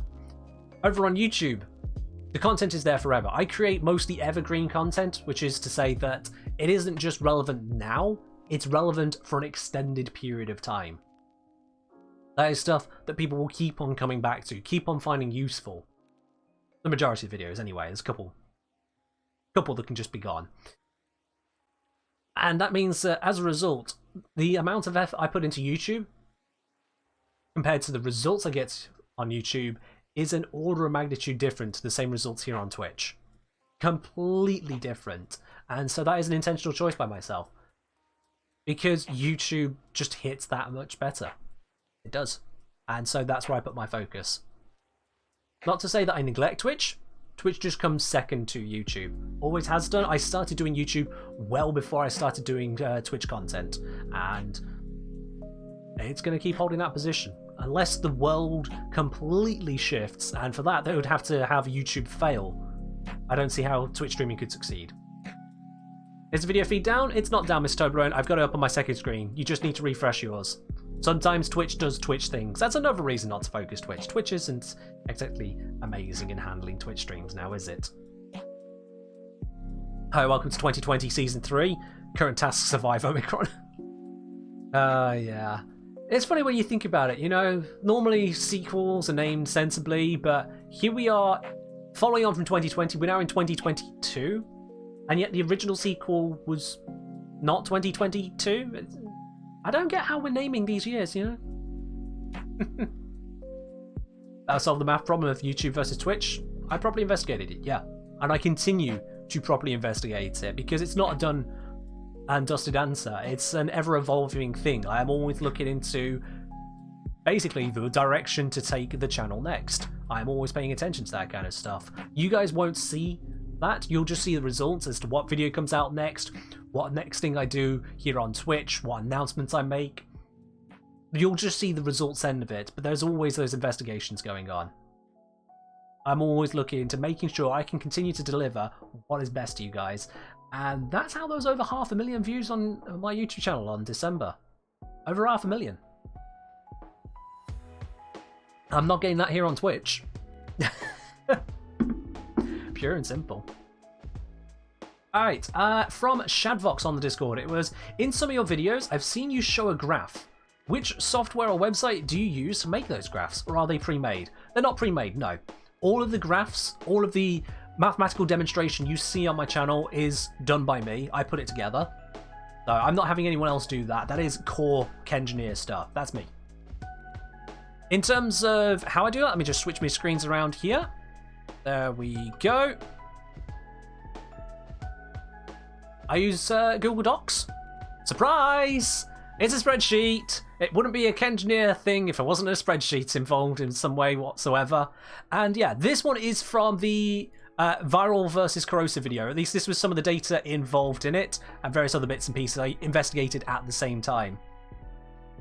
And yeah, most of it goes through Google Docs. Google Sheets especially. I'll just throw the equations together, figure out the bits and pieces that are involved, use that to turn into pretty graphs, and bam. Lynn, no. Right, Beard, you still here? Time out, Lynn.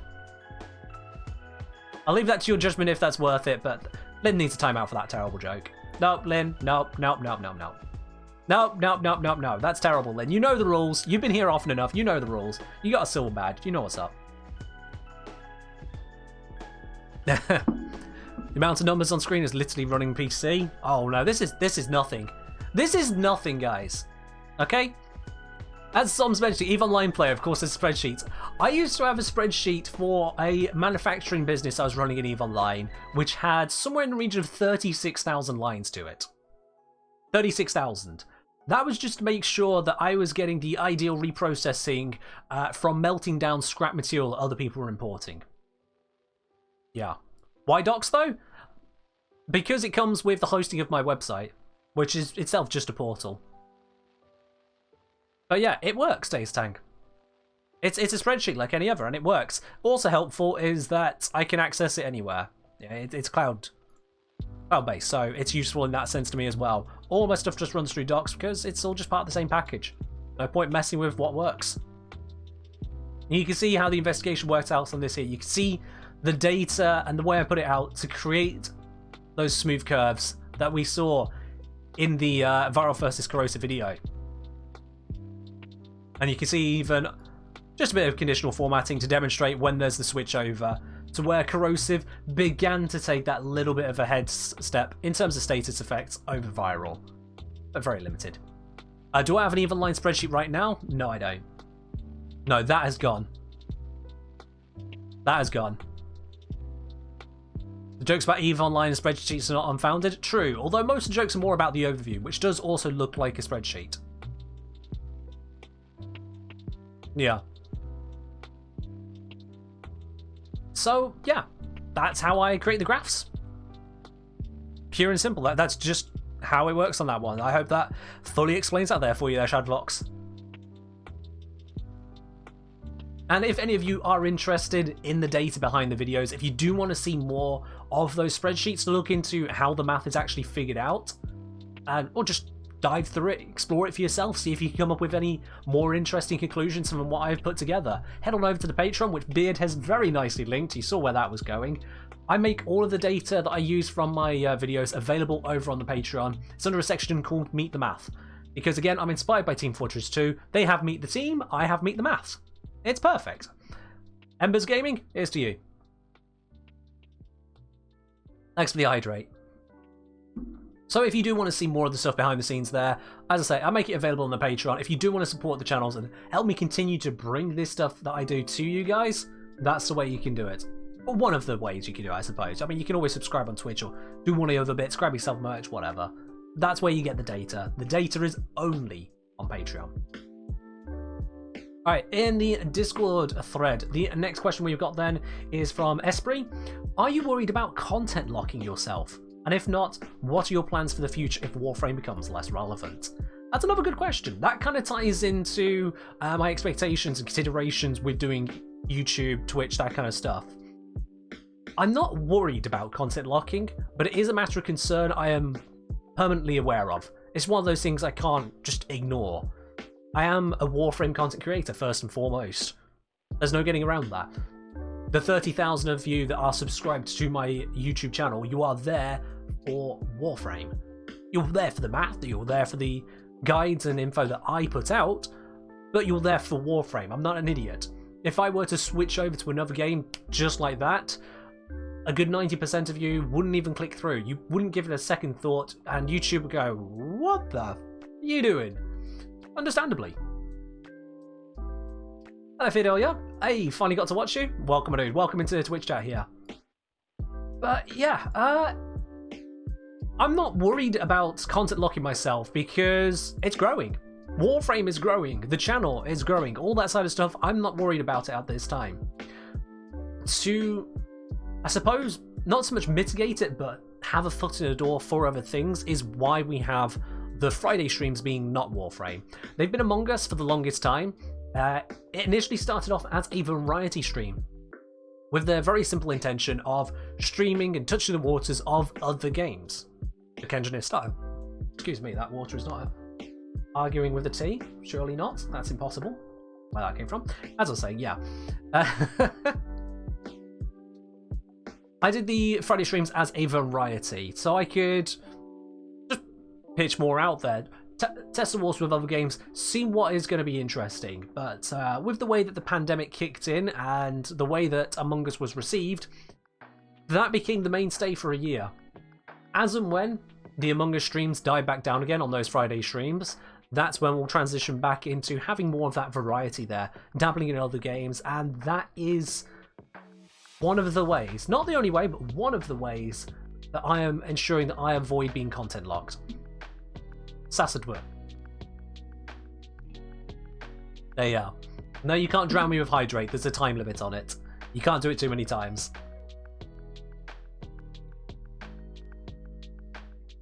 So yeah, I'm not worried about content locking myself, and as and when, and it isn't as and when Warframe becomes less relevant, when it dies down, I will have solutions for that as well, because I'm a practical person. I didn't get my YouTube channel to where it is now by chance. I didn't throw up a video, get 1 million views, and then suddenly just never do anything successful ever again. So don't worry, we're not content locked here, we're content niche. That's intended. I'm not worried about that, but thank you for asking, Esprit. Showcase of Shiv the Spy was amazing. I hate they missed it. I mean, you can catch the replay. You can absolutely catch the replay. We have the replays available of these streams all over on YouTube because Twitch removes them after like 2 weeks. So if you check out the extras channel there, all of the streams, since I started putting them onto YouTube as well, are available over there. The streams do take a few days to go up onto YouTube usually. That's just part of the restrictions that Twitch apply on contracts. But otherwise, yeah, they end up over there if you ever do miss a stream. You glad to arrive just in time to listen to the answer? Oh, awesome. Well, following on from that, on the Discord questions here, we have got from the Titanium Titan. For all your weapon comparison videos, use a single build for all of them. Sorry, just pausing that one there. I've done one big weapon comparison video where I used a single build. That was the melee comparison video.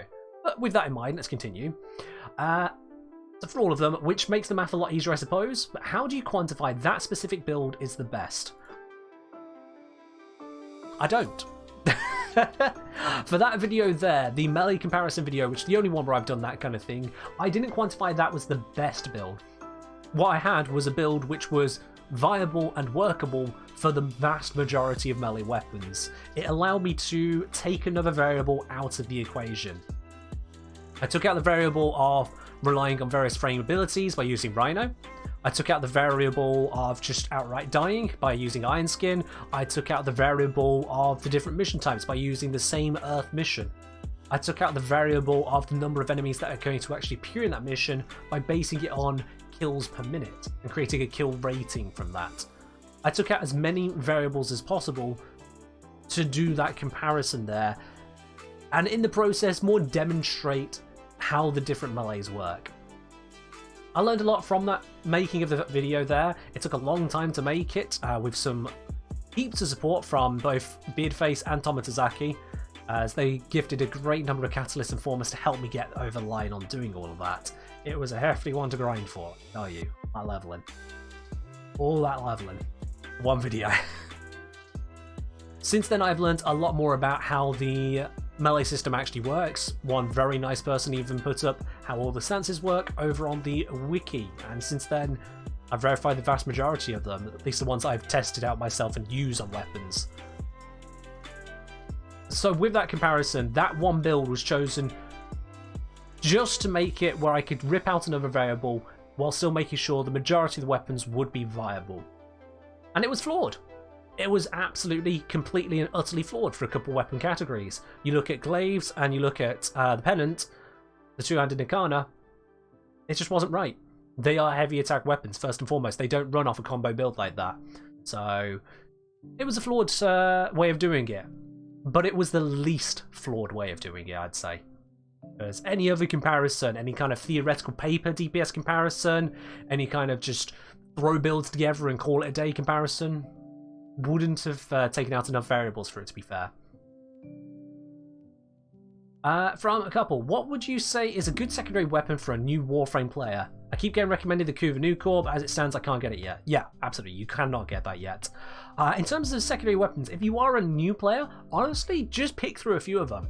You're still exploring at this stage. You're still finding out what kind of playstyles you enjoy, and the weapons you'll be picking up at this new level, you'll be chucking away. You won't be using them much once you get to a high level. So don't worry about trying to pick a good one. Just pick them up and mod them. You'll find that high-level players at my level for example, we can take those basic weapons, throw on so many mods that they will clear through most content with ease. So it's not the weapon that's holding you back there. There's no really bad ones at a low-level stage. If you're not at the level where you can get yourself a Kuva, just explore, experiment, choose what you like. For ages I used the Gamma Core because, hey, I like lasers. That was it. That was the reason I used the Gamma Core. I like lasers. So don't you worry on that side there. You just pick what seems fun, explore, level yourself up, and in no time at all, you'll find you have yourself the meta gear as well. You'll be great at that point. Am I actually an engineer or just the name? Am I legally an engineer? No. But practically, also no. No, I'm not an engineer. The name is a combination of The Engineer from TF2 and Ken. I'm not an actual engineer, although I may be an honorary one if I keep this YouTube thing going as long as I do. You never know. Are you checking wiki formulas and in-game stats in real missions? Quite a few paper data is not relevant. So when I do the investigations I do for my videos, I am absolutely checking as many bits of information as is reasonable to go across. I won't catch everything, but I will catch as much as I can with a combination of game testing, wiki testing, comparing it to theoretical estimates, seeing if my own calculations match up to what actually happens in the game. And if it doesn't match up, there's a lesson to be learned. Find out what that lesson is. Learn something new, show something new. Or maybe just realise I made a mistake somewhere and should have carried a 1. Something like that. It does happen. But that's why I'm not pumping out videos every single day on every single topic you could ever think of, because I'm taking the time to, as thoroughly as possible, investigate them. So following on from that, in fact, from Shepherd WB, hello there, I'm just wondering, you get all data from game, wiki? It's a mix. Some of it from the game, trusting what the game says, some of it from the wiki, trusting but verifying, some of it from my own experience and seeing if it matches up. Because a good investigation, you don't use just one source. You use them all. And again, I solve the practical problems. I look at what's actually happening rather than just someone's theoretical imagined idea of what could be happening. To give a nice example of that, the expected runs that you see on Wiki. If you go onto the Wiki, you're like, oh, how many runs was it going to take me to get Hydroid? How many runs is it going to take me to get Protea? If you have a look at the bits and pieces there, the math for it is actually wrong. The almost guaranteed numbers, they are close to correct just because of the way their calculation trends towards the correct answer. On the lower number of runs, on the lower percentages, the expected level, unfortunately they've got the math wrong. I've commented on it, I pointed it out. I don't know how to edit that thing across the wiki. I don't want to go through editing the wiki all the way through it. So if someone else wants to do it, go ahead. But yeah, they've actually done the math wrong.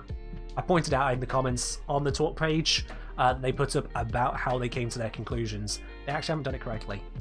They made a mistake that I made when investigating for the longest farm video. And then I found that mistake and broke it down, doing more research on it. Don't just trust the wiki. Trust, but verify. A good phrase to live by on that one. So moving on to the follow-up questions from this one here. Also from Titanium Titan, are there any websites that can give you detailed mathematical DPS comparisons between builds and such? Detailed, perhaps not. But for DPS comparison, you can absolutely go check out overframe.gg.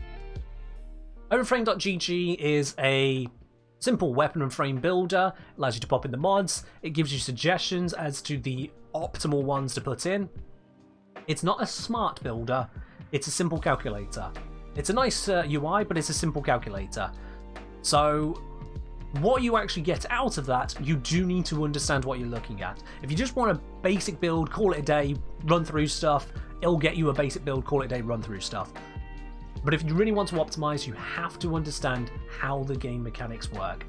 Just going to some calculator on some website will not give you the right answer, as shown in, for example, my corrosive versus viral video. There is more than one answer depending on the question you are actually asking. So there's not an easy one on that one there. Not an easy one on that. Also, if you are going to post a link, guys, make sure you ask for permission first from the mods, or make sure you are a subscriber to the channel, because otherwise the auto moderator is going to think you're a bot posting a malicious link. So just be aware of that. You only be timed out 30 seconds, but please don't just post links if you're not a subscriber. My channel doesn't know you're not a bot yet. How many people are in the giveaway? Can I put a count on the screen? I don't know how many people are in the giveaway at this moment. It's I've got a bot running which is taking all of the entries and just make sure they're all in the list. So I can't actually tell you right now how many people are in it.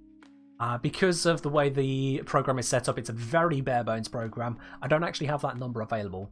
I could speak to the maker of it, but it's just never really come up to need to show on screen how many people are actually in the giveaway. I can't give you that answer, sorry. Alright, following on from the next of the Discord questions we got here from Rainuva. What originally got you into Warframe? So I was originally introduced into Warframe by a now old friend of mine, Tomatozaki. He's my clan leader. He is the graphic artist for all of the thumbnails that you see for all the videos on the main Warframe channel. Tomatozaki has been a friend of mine for many years now, and he was already interested in Warframe. He tried getting me into it when he was like, I think MR5 or 6 himself. So, you know, a noob leading a noob. And it didn't click for me. I was doing some of the missions. We were supposed to be chasing a guy, but then the mission said it was done. I never actually saw him, and then I was going somewhere else, and then we were in a town. There were some people I could speak to. They're talking about fishing. I'm like, what is going on? I don't understand any of this. Why are those guys so high level? I thought this was a starter town. And then the next thing I know, I'm fighting another Warframe. I thought the Warframes were our friends, and then I killed the Warframe, and then there's some big laser beam, and now I'm on Mars, and I tried. And it made no sense. And so after a few days, I left. For a couple of years, I left. And for some reason, couple of years later, I've moved house at this point. I'm in a completely different part of the country, completely different job. I haven't touched Warframe in literally a couple of years. It's on my mind at work. Whilst I'm just going through the motions of my day job, I'm thinking of Warframe. It's almost as if my mind was going through just old boxes of thoughts. It's like, oh, hang on, we never actually finished thinking about this one. Let's peel through and just tick off that. And, oh, that's how it works. Things just started to click, and I still hadn't logged back into the game at this point. So I went home that evening. I set myself invisible on Steam just so I didn't get Tom's hopes up, just in case it didn't click, and started giving it a playthrough again. Like, okay, I think I actually halfway understand kind of what I'm looking at now. Right, those are those missions. Right, these are how I get the Prime Warframes. Right, that's what an endless mission is. I can just leave at any time after the first round. It was a really delayed analysis, you're right, yeah. And for about 2.5 days, yeah, a couple of evenings, not days solid, but a couple of evenings, I started reconnecting with the game. I actually felt like I knew where I was going with it. And so I switched myself back to showing us online on Steam, online in-game on Warframe, and it wasn't even 30 minutes. Not 30 minutes passed before I get a message from Tomo going, what are you doing? Why are you on Warframe? I thought you didn't like... Can I join you? He was so excited that finally I was actually giving it another try, this game he loved. And yeah, we've been on it since. He doesn't play anywhere near as much now, but he's the guy who got me into it, and I can't thank him enough for that. Obviously, because I'm right here, right now, talking to you guys. It's been one hell of a road. But yeah, that was... I'm one of the many people who had to try to start playing Warframe more than once, because the first time around I had absolutely no idea what the hell was happening. Yeah. Crazy times. Crazy times. Would I be more of a statistician than an engineer? Probably, yeah. Probably. But a lot of statistics goes into good engineering anyway. So, there's different kinds of engineers. I'm a engineer. I solve practical problems. Moving on from that one then. Another question from Raynuva was, what hobby would you like to do that is not related to your work or other hobbies? That's a good question. Of that, there's one hobby that I've been meaning for years, and I do mean years, to pick up, but the circumstances have just never come. The circumstances have never been right there. I've not had the time, I've not had the finances, I've not had the location, I've not had the right mental state, or I've not had the lack of a bloody pandemic. And that is archery. For the better part of my whole life, I've wanted to pick up learning how to properly fire a bow. How to, know the differences between the different types of bows, to get into the habit and skill of actually drawing and firing a bow, get it on target, maybe look into different ways of handling bows, get faster at it, just overall that whole hobby line of things. I may not enjoy it. I may start down that road sometime in the future and go, actually, you know what, this isn't really for me. That's fine. It happens. I've dabbled in a number of different things, and I will dabble in more in future, but that is one that has been on my list for a very long time, to say that I've never actually properly gone into it. So, yeah. That would be my pick on that one. No wonder I like the Natsruk? I mean, that's not related. Definitely that's not related. You want to get into sword places solo cross? Oh, hold on.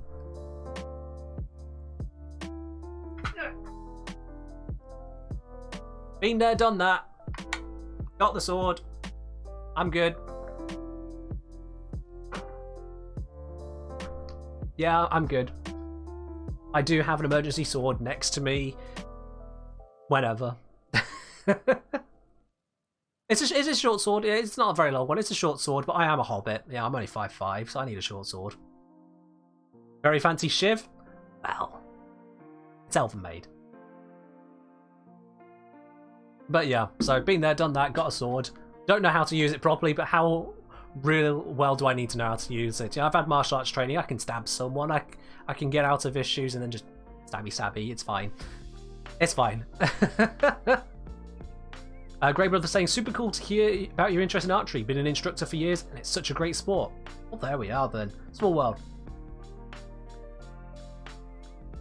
Good to have an archery instructor here. I promise not to besmirch the name of archery when I inevitably discover that I'm terrible at it. Because I will be. And interested in a sport? Right over. I mean, just because I don't follow professional sports doesn't mean I have absolutely no interest in sports. Like I said, I did do martial arts for many years. Granted, when I was younger, I haven't done it many years since, but, well, that's because my instructor unfortunately passed away. So, you know, kind of ends that pretty brutally when that happens. Do I have a dream vacation destination, or somewhere I'd like to visit after the pandemic is resolved? Not really, no. Believe it or not, I have done some traveling, but I never found myself having a travel bug. I've been to various places. I've been to France, I've been to Belgium, I've been to Italy, I've been to Iceland, I've been to various parts of the UK. Funnily enough, you know, geology kind of takes you places. Of course, I've been to Spain twice as well. Forgot about that. How could I forget? Oh, that was a crazy time. So I've been various different places. I've been outside of Europe, but I don't have a travel bug. If I were to travel anywhere, and by travel I mean outside of the UK travel, I would go back to Iceland. Because I didn't get to spend enough time there, and since I was there, my name has been put onto a monument intentionally, not graffiti, actually intentionally put onto a monument there, so I kind of need to go visit that at some point. My parents have gone and seen it, but I haven't, so need to get around to that. So I don't really have a travel bug, but yeah, if I was going to travel anywhere, it'll be Iceland. Yeah, Legion, it's true. Next from Renuva, so I had 3 questions, sure, why not, let's go through. If Digital Extremes come to me asking for constructive feedback on one part of the game, what would you want to see improved?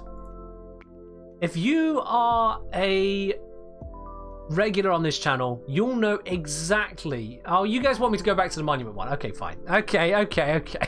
I knew I couldn't skip past that. I knew I couldn't. Okay. It's not that big of a deal, guys. I am overplaying it. I'm completely overplaying it. Garlane saying same monument I have a name on probably? Yep, 100%. I don't even know if you're talking about the same one, Garlane, and the very fact that you have said that means yes, you also have your name on it. It is going to be the same monument. Let me bring up a picture of this one. It's actually surprisingly hard to Google because the internet just kind of seemed to forget about it. At least by name. I keep forgetting what its name is, but yeah. Let me bring up a picture of this thing. Here we go. This is one. Yeah, Macabus has got it. This is a monument that was put together in Reykjavik by the makers of EVE Online, CCP Games. And they decided on the monument to put down every single username of every subscribed to active player at the time. Iceland name monument. I just searched EVE Online sculpture. It gets me there. In fact, you can see the search tab right here. But yeah. So it's not really anything particularly stunning. It's nothing all that mad. But at the same time, there is technically and actually a monument with my username on it. You won't find TheKengineer though. I was using a different name at that time. You expecting it to be a spreadsheet? I'm sure a spreadsheet was involved at some point in the production of this. I'm sure a spreadsheet was involved at some point, Mini Hill. I mean, with the way the names are written on, because there's tens of thousands of names there, it probably looks a bit like a spreadsheet. So yeah, it's not for any grand achievement or anything. I have no real claim to it, aside from I was there, although I wasn't physically there yet. I've walked past where it was, but it hadn't been even conceived of at that point. So, yeah. My name is on a sculpture in Iceland, which I have yet to visit and would like to at some point in the near future. That's what I'd like to do. But I need to have the finances, I need to have the time, and preferably the right person to go with me. I don't want to do that on my own. I'd need to take someone with me. How do I do the giveaways like this? I'm not sure how you mean, Space Cadet. Not sure how you mean on that one, sorry.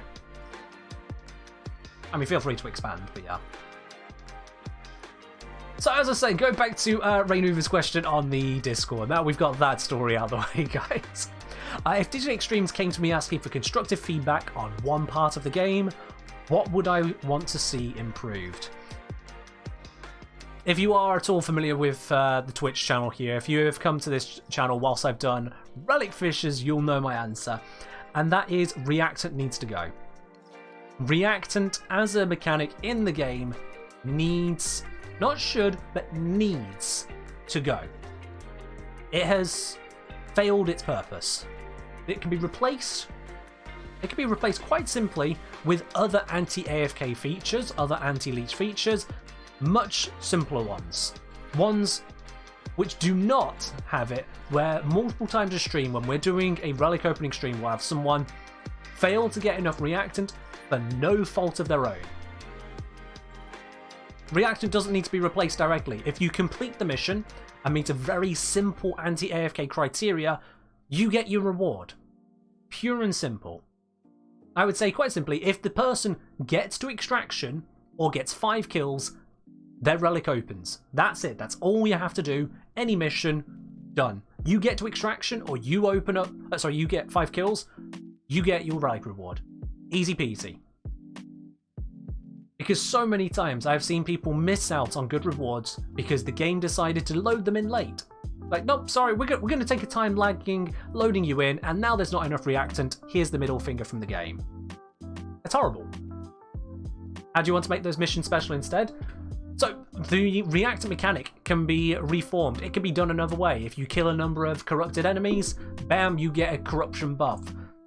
It can be a random chance. It could be at a certain part throughout the mission. It could be something you choose to activate, so that you have the relic there, and the letter says, when you're ready, supercharge your relic, and you can gain a temporary buff. All of those things could be available. They could go any number of ways like that. But yeah, even shared like in Railjack? No, not even like it is in Railjack. The reactant system, even in Railjack, is not good enough because it bugs out far more than it solves any problem. I have seen multiple times where people have been in the Railjack mission with less reactant than other players in the mission. They were there at the start of the mission, they loaded in at the same time, they had less reactant because the game bugged out. There are too many ways reactant goes wrong. And I do not ever see it go right. I have never once in all my years of playing Warframe gone, you know what? That person deserved to not get a relic reward. I am happy that person didn't get it. I've never said that. I have never felt that way, ever. Instead, every single time, either I or someone else has not got a relic reward, we've all felt it shafted. Those who did open up their relics now missed out on a chance at a better item, an item that they wanted, and the person who came in and went through the mission, but because game didn't get enough reactant, they're screwed. I don't like it. Reactant is an outdated mechanic. It should be removed from the game. Other systems can be put in, which will be far, far, far, far, far, far, far more effective. Yeah. Pure and simply that. Would say, only time I thought that was an MR31 AFK to full run. If they're AFK to full run, they didn't get a relic reward. Because if you are actually AFK, you're not going to have picked up the reactant either. Well, you're not. Sorry, if you're actually AFK, you're not going to pick up the other requirements I'm stating, like getting 5 kills yourself or getting to extraction. And even then, it's a very rare thing to come across someone that thoroughly leeching. It's far easier to accidentally leech. Seriously. We've all been there. So no. Reactant just shouldn't be a part of it. Just be done with it. There's no point punishing genuine players because there might be some bad eggs. That's not how punishment should work. Don't do that. It should be gone. The reason it's at the top of my list there, the reason it's at the top of my list is because it affects absolutely everyone. everyone does void fissures. Everyone. Some people more, some people less, but everyone does them. So yeah, that would be my big thing to change. That would be my #1 top priority. If DE took on my advice, if DE listened to me for one change only, that would be it. That would be my single change. There are broader and larger changes I would like to see in other parts of Warframe, but for a pure and simple change, it would be get rid of that. If you want to keep the reactant buff in, it would be nice to keep it in. Make it something you just turn on when you're ready per relic. That's it. Done. Done. Next question on Discord from Zomtronic. You mentioned several frames have a meme ability. Which one do you think is your favourite? Say, for example, Grendel's Ball or Ivara's Navigator. Funny you should mention that, Zom, because my favourite is Grendel's Ball. Out of the meme abilities, Grendel's ability to just turn into a meatball and catapult himself all over the map is my favourite. It has a number of movement issues, similar to how Eurali's Merlina has movement issues, but Grendel's meatball mode isn't required for him. It isn't critical to his kit. It is a total meme ability that can actually be funny. That can actually get you around the map somewhat, and overall is just ridiculous. It's just ridiculous. Watch the fat man go yeet. As far as meme abilities go, it is my favourite. But actual just straight up meme abilities is my favourite one. It's still not a good ability. Lots more can be done to it. It's my favourite. Blind Guy Plague saying, I was here when Reactant was first introduced and it was even worse than it is now. Both because Reactant wasn't affected by vacuum, had no waypoints, and in the first month you had to get Reactant from a specific spot within a specific time. If you're not there when Reactant dropped, not enough enemies spawned, sucks to be you. Yeah, Reactant I know has been improved over time. It's still not good enough. Just get rid of it. Just get rid of it. It's not got a place. It's done. It's outdated, retire it, it's fine. Put it away. Put it back on the same shelf that Excalibur's super jump went. It's done. It's made for an older age. The design doesn't keep up with the modern day. Get rid of it. It's done. Next, from Finster40 on Discord. This one had 12 different people react to it, impressively, this next question. So from Finster40, it was, what are your favourite rocks and what do they taste like? What are your favourite rocks and what do they taste like?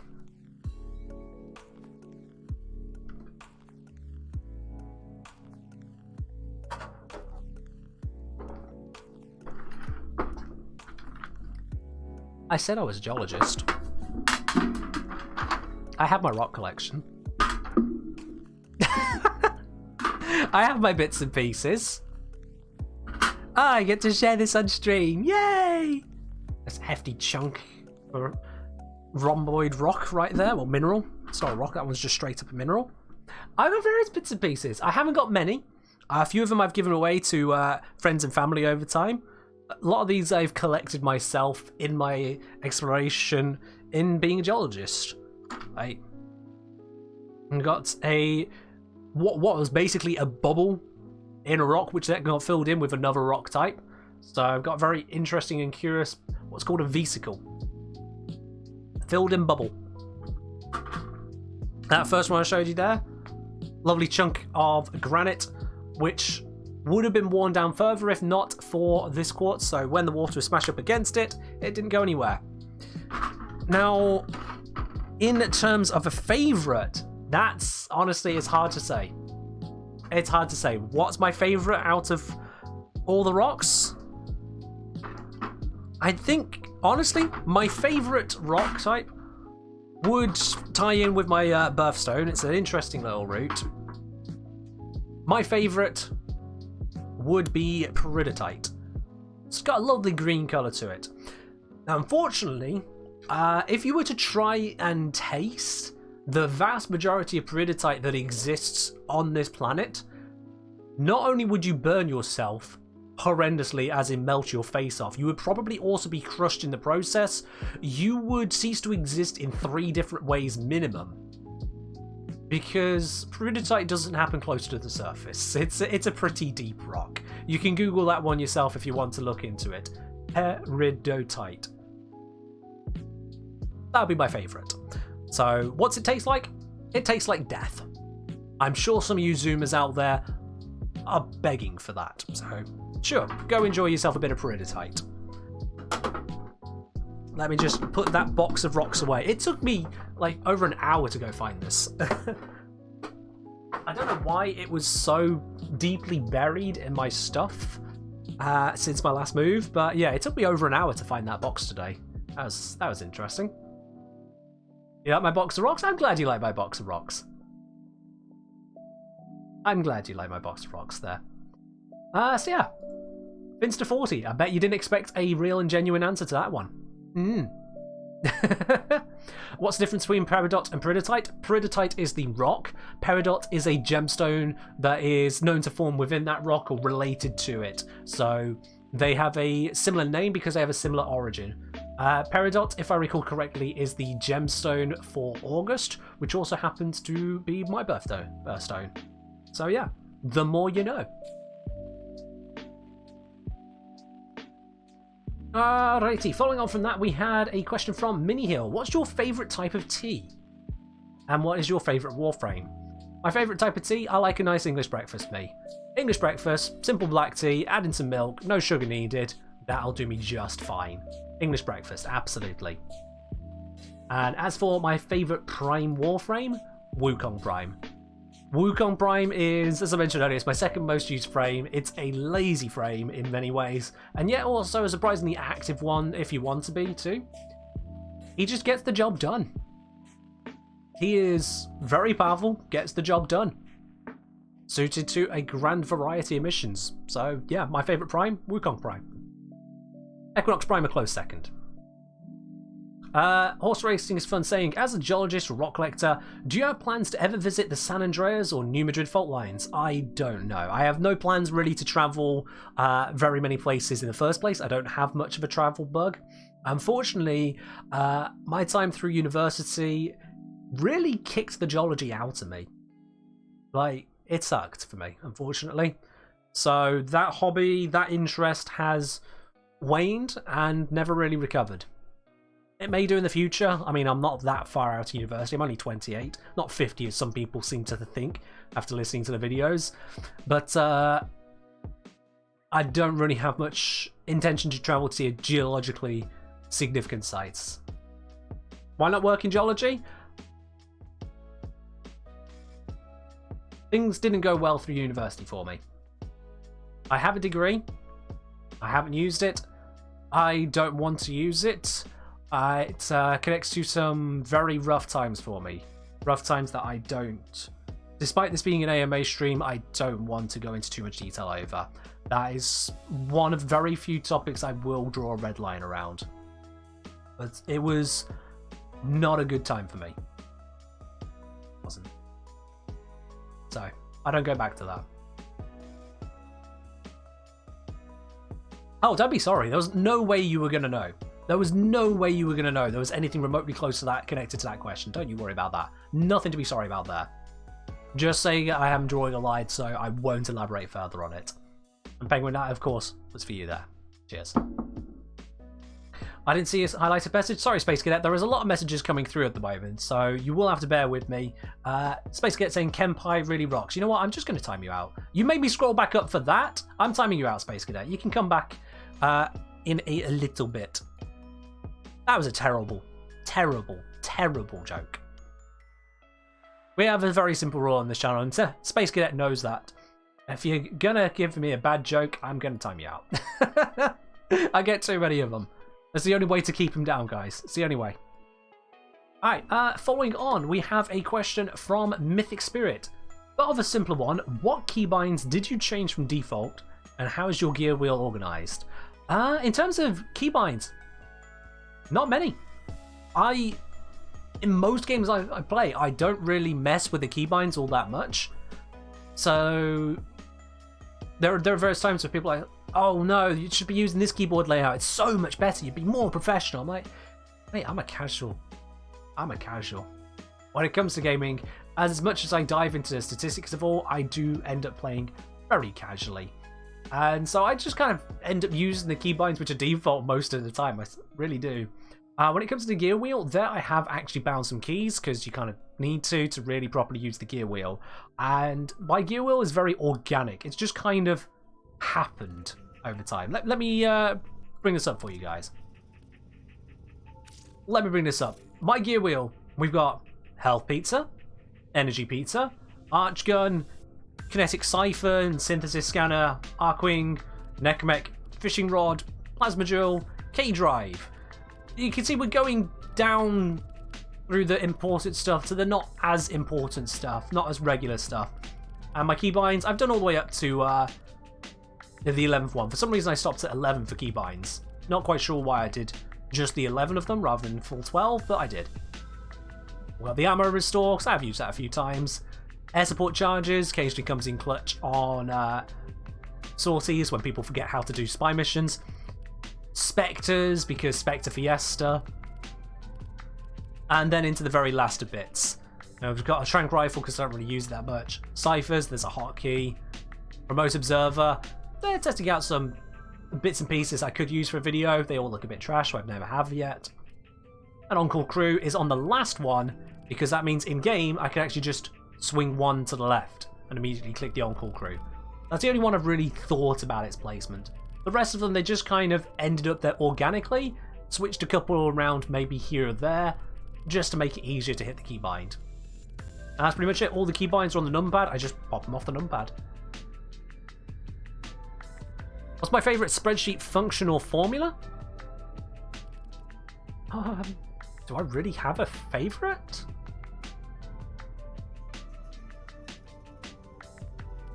I suppose with all the combinatory statistics I've done for things like the ribbon calculations, longest farm, for opening up relics, when it comes to combinatory statistics, I would say probably the combin function. If I had to pick any of them there, it would be the combin function would be my favourite.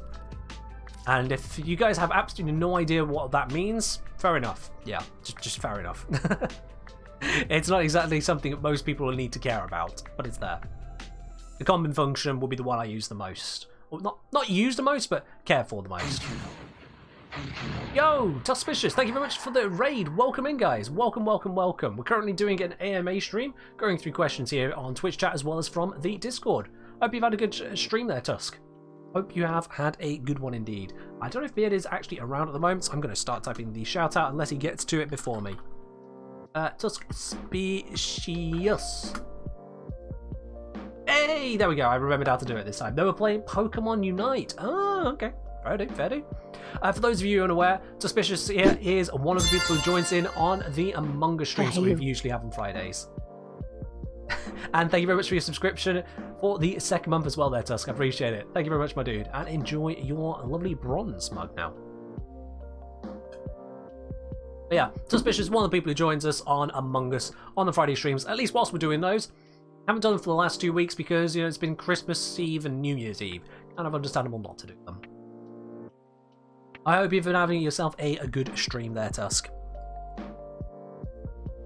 Alright, rolling on from that. What was the next question down on the list here? We got from Mew again, asking, what's your favourite Greek symbol and why? From the guy called Mew. Yeah, that makes sense. That scans. Sorry, Mew, I don't really think about Greek symbols, so I don't have a favourite. No, they're just letters in a language I don't speak. Don't really mean anything to me, sorry. I'm glad you had a good one there, Tusk. Can I have asking, what's your favourite video game of all time, not including Warframe?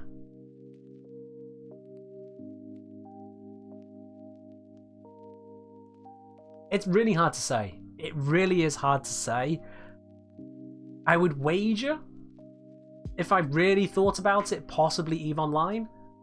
Just because of the amount of shenanigans I got up to in that game. But it is really hard to say. Really hard to say.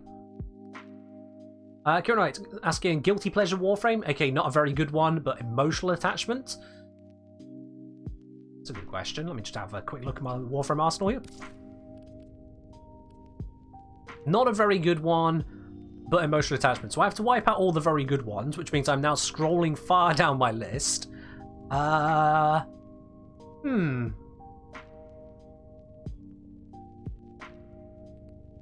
suppose out of most used and funniest meme ability, that would go to Grendel. Yeah. Especially because I've got the fairy Grendel. Those of you who are regulars here on the Twitch channel, you'll know what I mean by the fairy Grendel. And if you are not a regular here on the Twitch channel, I'm going to spare your eyeballs that. This is an Ask Me Anything stream, not a melt your face stream. So you know what? This time, I will spare your eyes on it. If you want to see what fairy Grendel is all about, you'll just have to come back to another Warframe stream to run. Alright, you take care there, SassaDW. You take care. Let's have a look down from MG Joker. Their question, so a bit of a wordy one. Favorite mechanic in Warframe as a whole? Could be game mechanic, could be boss mechanic, could be anything mechanic. What's tickling your fancy in mechanics department? So, my favorite mechanic in all of Warframe is actually the movement. The movement in Warframe is brilliant. The bullet jumping, the sliding, the way you get around, and the extra abilities we've got to enhance our movement. The movement in Warframe, it's just so freeing. Basically, no other game has that level of freedom in just bounding around the map, whatever way you want to. Whether you are chaining portals to teleport from location to location, just bolstering up your bullet jump velocity until you yeet yourself halfway across the Orb Malice. Been there, done that. Whether you are using Wisp teleports, whether you're becoming a fairy and just flying off into the distance, sprinting over water, for example, or perhaps you just equip all the slide mods and you just go down a hill like whee. Even into the Arcwing, the use of that, you've got the railjack movement, you've got the necromech movement, you've got the crazy drive, various different bits. The movement in Warframe is incredibly varied. So that, I would say, is my favourite mechanic in all of it. It's one of the critical parts that keeps Warframe interesting. You're not just walking from room to room, occasionally ducking into cover to then fire your guns again. It is leaps and bounds ahead of the competition, literally. Is Among Us starting again on Friday? It is, Tusk, if there are enough people for it. So there is the poll up on the private Among Us channel. We'll see if there's enough people for it. I hope there is enough people for it, because otherwise we're not doing it. Kind of tautological on that one, but yeah. Make sure you react on that poll there, Tusk.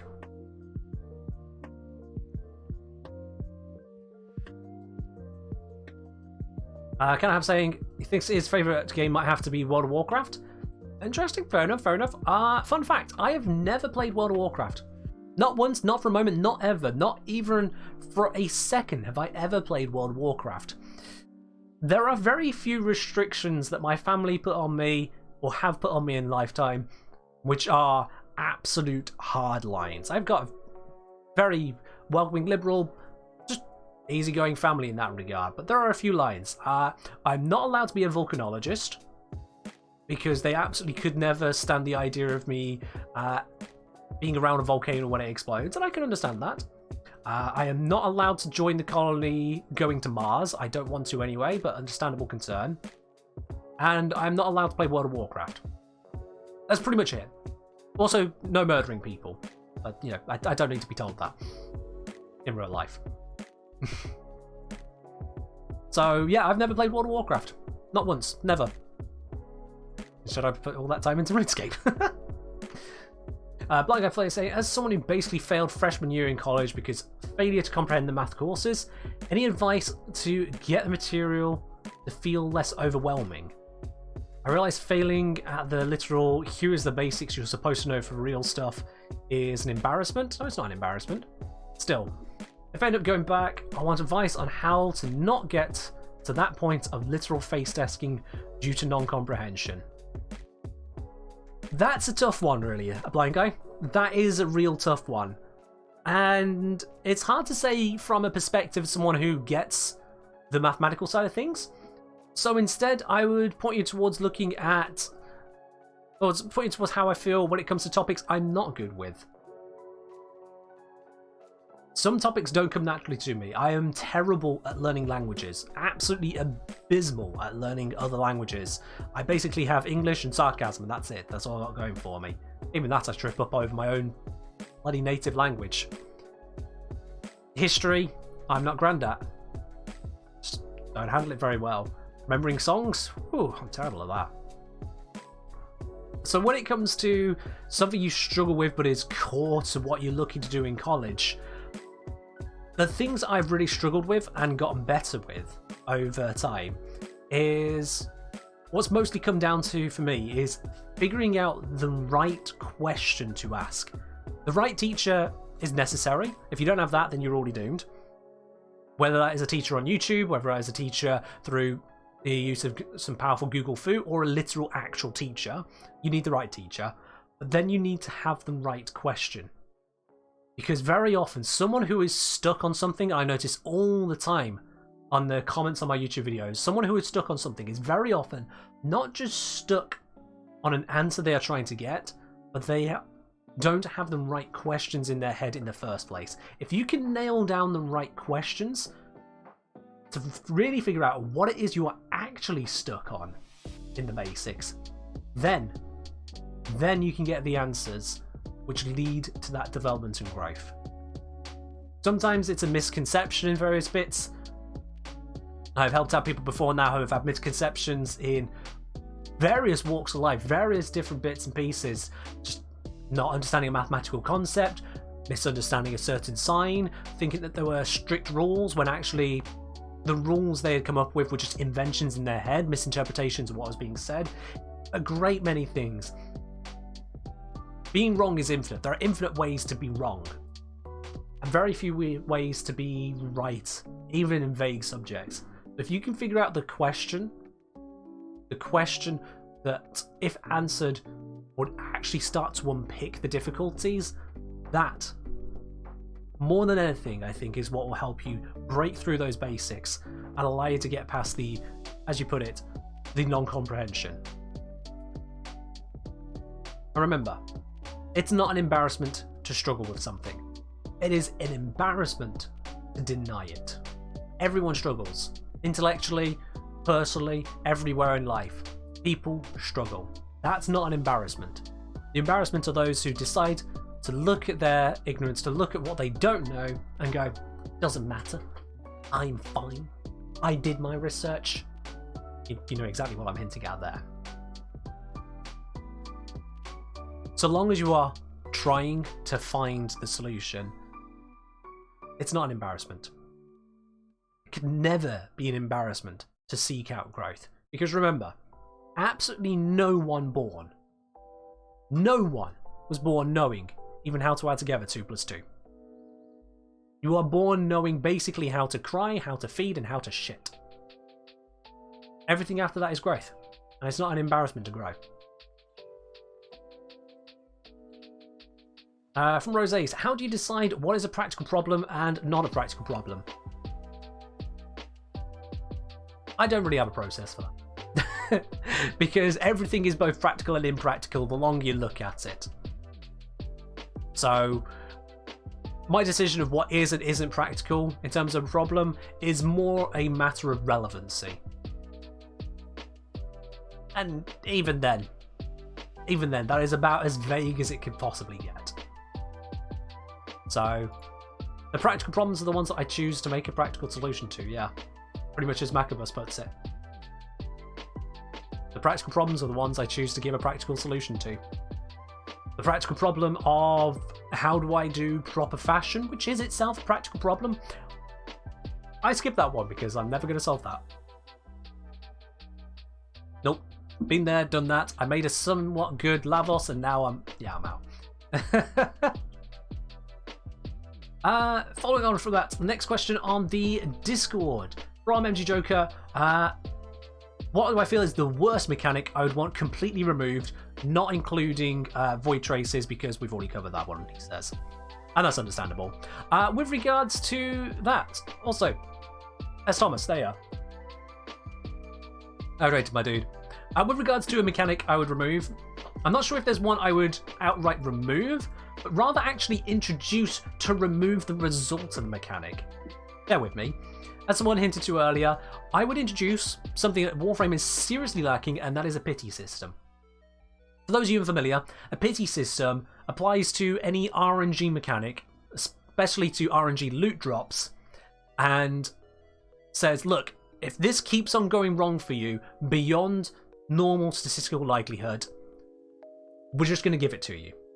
So say, for example, the Necros farm. It's the easiest one for me to remember off the top of my head. All 3 of the Necros pieces, they have a 1 in 3 drop chance from, I think it's Lephantis? Yeah, Lephantis. Now, you could do 3 runs and get all 3 pieces. That's unlikely. If you get that, you're just lucky. But if you do something like 10 runs and you've still not got a full set, you're being unlucky. You're being actually really unlucky at that point. I would want to see a pity system introduced to remove the absurdity of potential bad luck.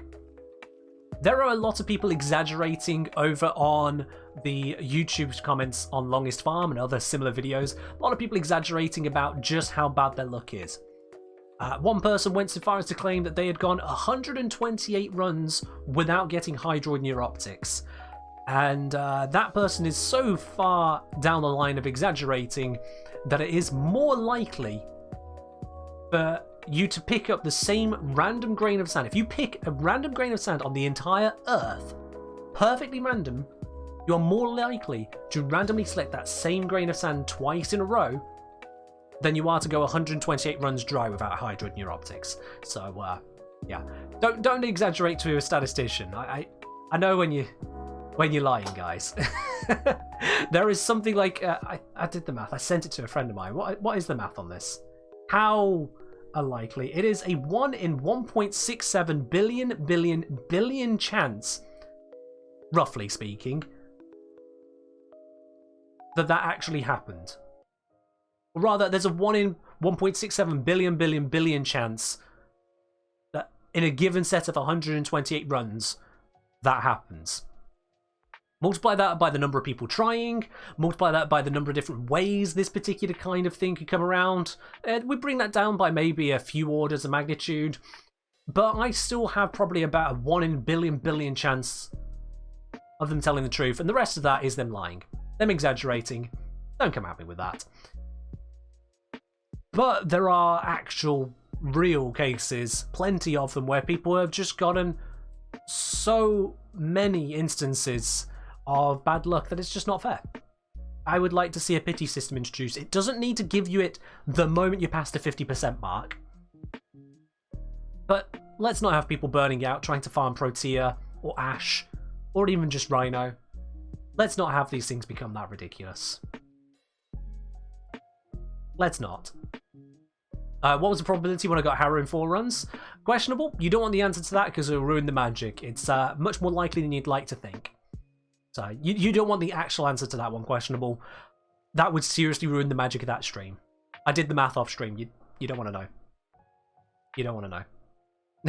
But yeah, lots of different games do actually have a pity system. Rainover is pointing out Dota has it.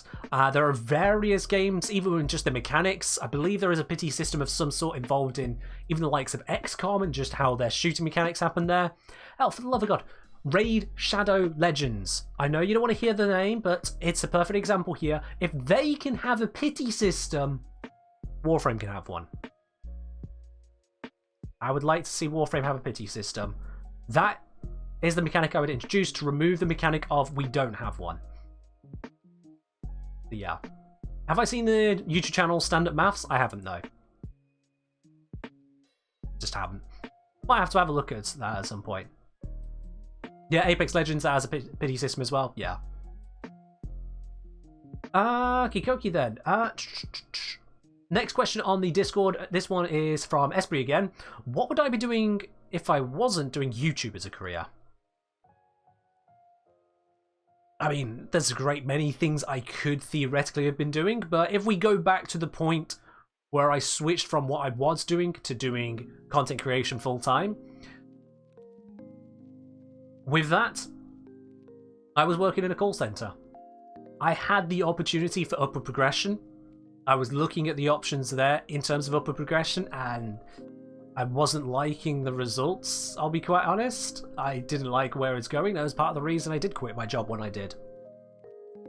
The other part was I needed to be with my family because things were getting real tough. But yeah. So, if just the whole YouTube thing never even took off the ground, if that just bottomed out straight away, then where I would be now is most likely at another point within that call center system there. Either in that particular one, or I might have moved on to another one, taking those skills transferred elsewhere, something like that, unfortunately. Not very glamorous, I know, but that is probably where I would be. I know a couple of you from mentioning from my degree, I'd probably be in something geology. Unfortunately not, no. I'm not going to go too deep into that. SpaceGate asking, what made me try my hand at content creation? Given where we are on time, SpaceGate, I'm not going to readdress that question, as I talked about that earlier in the stream, so you'll just have to check out on the replay of that one.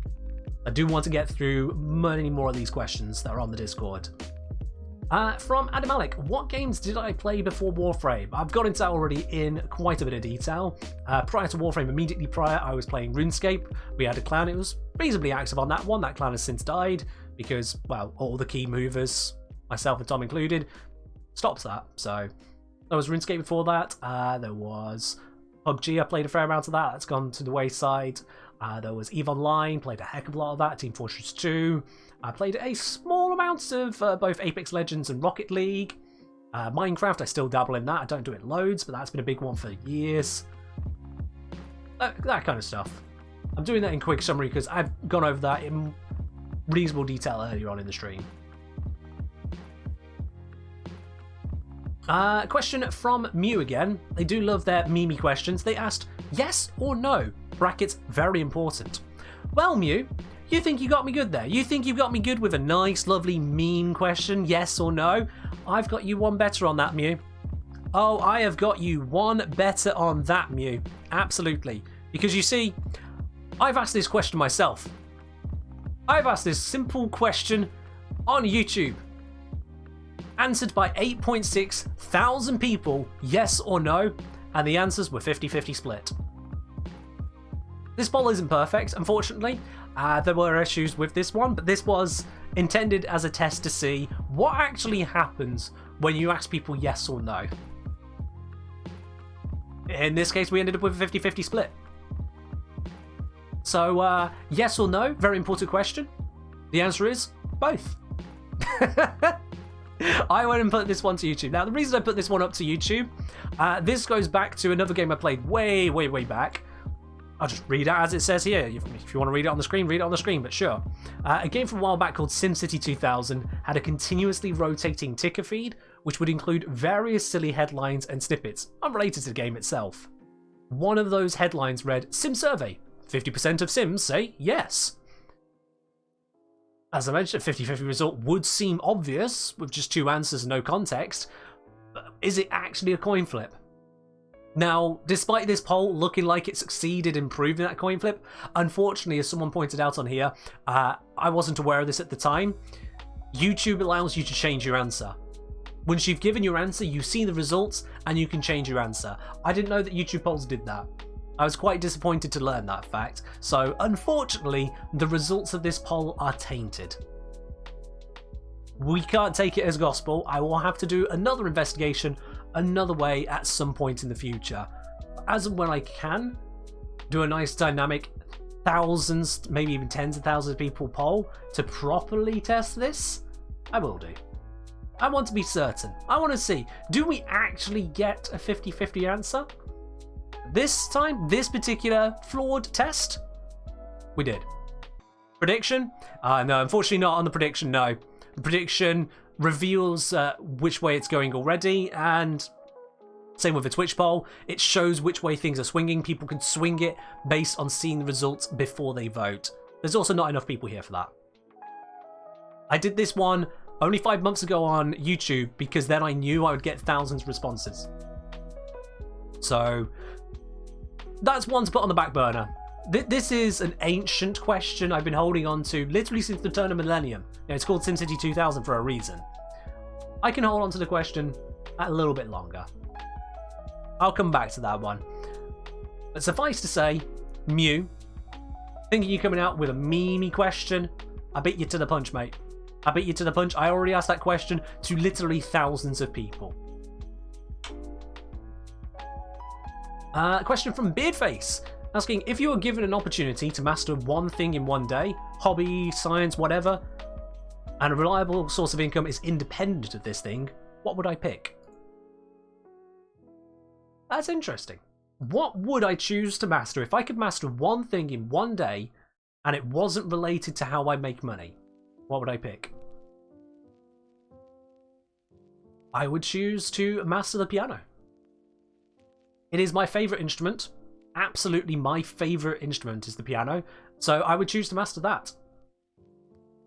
I don't really have a huge amount of musical talent in my own repertoire at the moment. I can badly play the saxophone. I got it to grade 1. UK qualification, the lowest one. I can whistle quite well, but it doesn't come through on microphones very well, so I won't do that to you guys.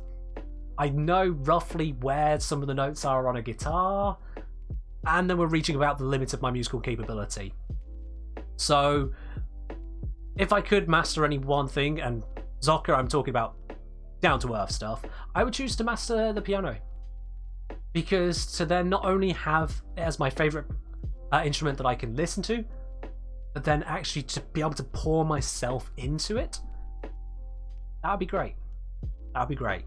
Can I play a bit of piano? I have a very basic understanding of the piano, so not really, no. Below amateur level. It's in the same kind of bracket as archery, as something that I will get around to in the future. I will at some point learn how to play the piano, but a combination of circumstances, of time, money, location, just hasn't allowed me to do that so far. It's just not fit into where everything else is stood.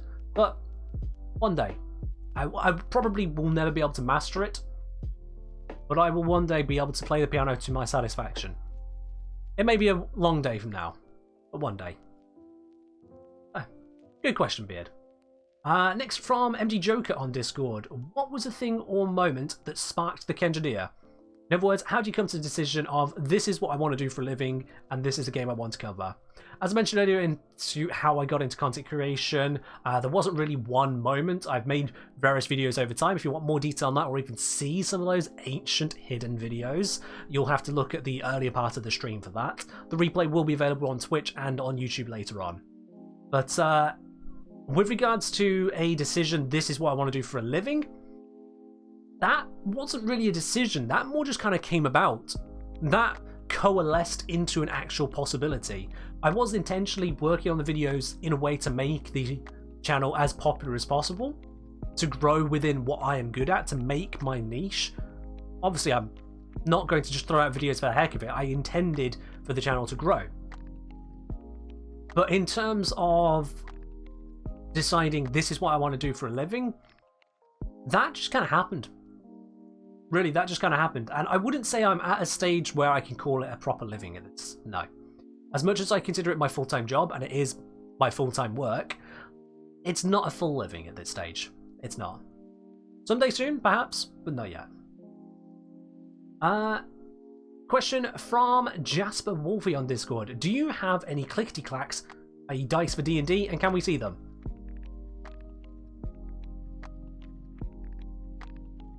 Do you guys want to see my dice? Also, Grey Brother, that's to you.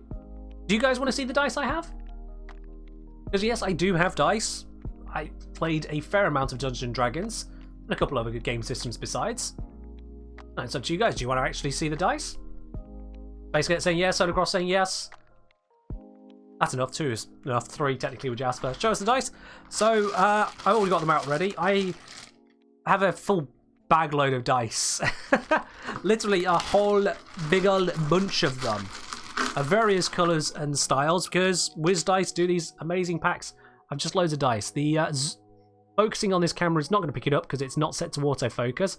I have a nice shiny pearl and gold one. I have various different ones. And yeah, I also have here the very first die I ever got.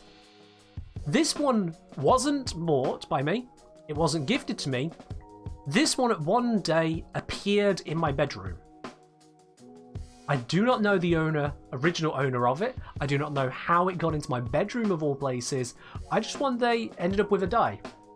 And curiously enough, it's not a normal D20. So while drunk I stole it? Impossible, Zocker. I've never been drunk.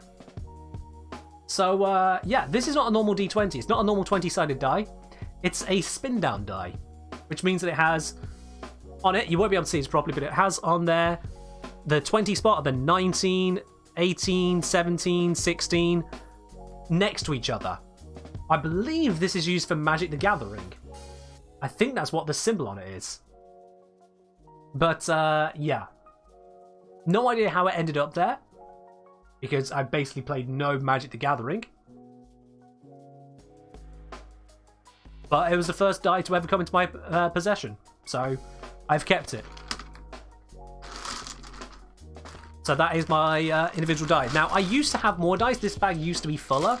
I actually gave out a bunch of them to an old D&D group of mine. As we were wrapping up the campaign, as where things were. For Christmas, I commissioned a pyrographer to do up a bunch of dice boxes for them. And I had the dice to spare. I had various colours to match in with the styles of those, of the way they played the game. So, to give you an example of what I mean, this is a larger box I had commissioned later on by the same pyrographer. Ooh, noisy because the dice in there. And pyrography literally means burning onto wood, or writing onto wood with fire. You can see they've burned in the design, the logo there with Let's Solve a Practical Problem into this box, and on the inside, just as a demonstration, it's just got some dice in there. Now the boxes I commissioned were a lot smaller than this, and they had a kind of a felt foam insert, so the dice sat in much more nicely. This box was commissioned for a different reason. But yeah, I commissioned up a bunch of boxes and gave out some of those dice to that group as Christmas gifts to them all. And they really appreciated it. The designs were put together by the pyrographer as well, so I was really happy with that. Not that design though, the mug and spanner, the teacup and spanner, that was designed by Tom Atazaki. He's otherwise known as Babiscuit Designs, one credited in every single Warframe video which has his branding on. And if you ever do want to get some branding done yourself, get some graphics done up, I highly recommend checking him out. Do I have a link to him? Because I can't just say that and then not link to him. Gotta be better than that. There we go. So yeah, if you do want to get some graphic work done, that's a guy you should check out. Absolutely. I don't know how available he is for stuff. I know he's available enough for my work at least. But yeah, if you do have any kind of commissions, if you want to get your own graphic stuff done, seriously, check him out. He's done the logo design for this channel. He does all of the thumbnails on the main channel, for example, and he's been involved in a number of different emotes on here. Not all of the emotes, but some of the emotes on the channel have been his work as well. For example, the shiny emote on the channel here, that's his creation. So, yes. Alright, moving on from that one. I went really off topic with that question there, but hey, that's what dice do, I suppose. From Alpha Delta on Discord, what's your favourite brand and type of tea? I mentioned that earlier. My favourite type of tea is an English breakfast, nice black tea with milk in it, no sugar. As for a brand, I don't really have a favourite brand. Give me the one that just tastes nice. I'll call it a day. As long as you're not giving me not an English breakfast, we're cool. Excuse me. If I end up getting a Earl Grey tea, I'm not going to be anywhere near as happy. If you give me a herbal tea with milk in it, I'm actually going to have you committed to a mental asylum. No one should do that. Next question from Vilda. Do I have a dog or cat, and can I show said possible pet on stream? I do indeed have a cat, or rather my family has a cat. I can't show you them on stream at the moment, unfortunately, as they are an ornery git and are nowhere to be seen at the moment. They are probably hiding on a cushion or under a cushion or somewhere. They're not around at the moment. I've kept an eye out throughout the stream in case I could jump down to that question, but no, they've not shown their face, which is strange because sometimes they do during streams, but no sign of them at the moment. With that there, guys, I am going to have to take a very short break because all of the hydrate requests have gone right through me, so I will be back in just a minute. Please don't go anywhere. I will be right back. Very sorry.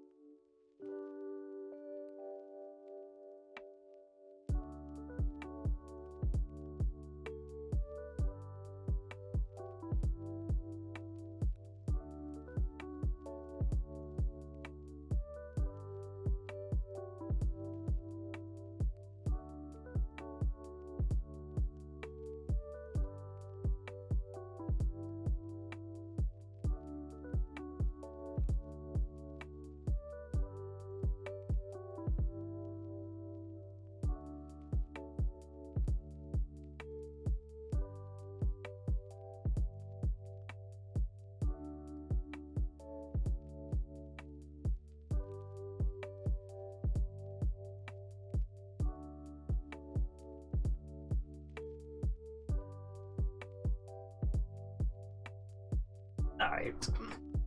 I come back to see a hydrate request. Really? Really now? Questionable. Come on. Now that's just a little bit insulting. There we are. Okay. You can never have too much hydration? Yes, you can. It's called drowning. It happens. But yes, you did overhydrate me. Well done. Not every day you managed to get me to that point, but there we are. You managed to do it today. Well done, guys. Well done. Have I ever heard of a game called Splitgate? Nope, never heard of it. Sorry, Space Cadet. Okay, next question on the listing here from Mew. They love their memey questions. What, why, where, when is the meaning of life? Okay. Alright. So, let's work backwards from that. When is the meaning of life? Now. Because not now is the past, which is not life, it is the past. It is the dead, it is the gone. And it's not the future, because that's not life, it's not live, it's not here yet. The meaning of life is now. Where is it? Everywhere. Wherever, anywhere you can experience. Why is it? That's a very good question. No one knows that one yet. And what is it? So what is the meaning of life? The meaning of life, as far as I am concerned, is to experience. Not to experience something specifically, not to do something specifically. The meaning of life is to experience, because you are the universe. Experience itself. You are somehow a sentient pile of goo inside a bone cage controlling a meat mech suit. Created out of stardust beyond all expectations and odds we could ever conceive of. We are well beyond any kind of rational consideration that our brains can comprehend, and yet here we are trying to. Here we are trying to. The meaning of life is to experience. Go experience the universe. See what there is to see. Know what there is to know. Become. And eventually you may discover why some people think 42 is the answer to that question. No, 42 is the answer to life, universe, and everything. But it is not the meaning of life. It is an answer. First you must understand the question. At any time you put 42, you clearly aren't understanding the question. Because that's not the question. Go read the books again, go watch the film again. You'll hear it's a different question. Honestly.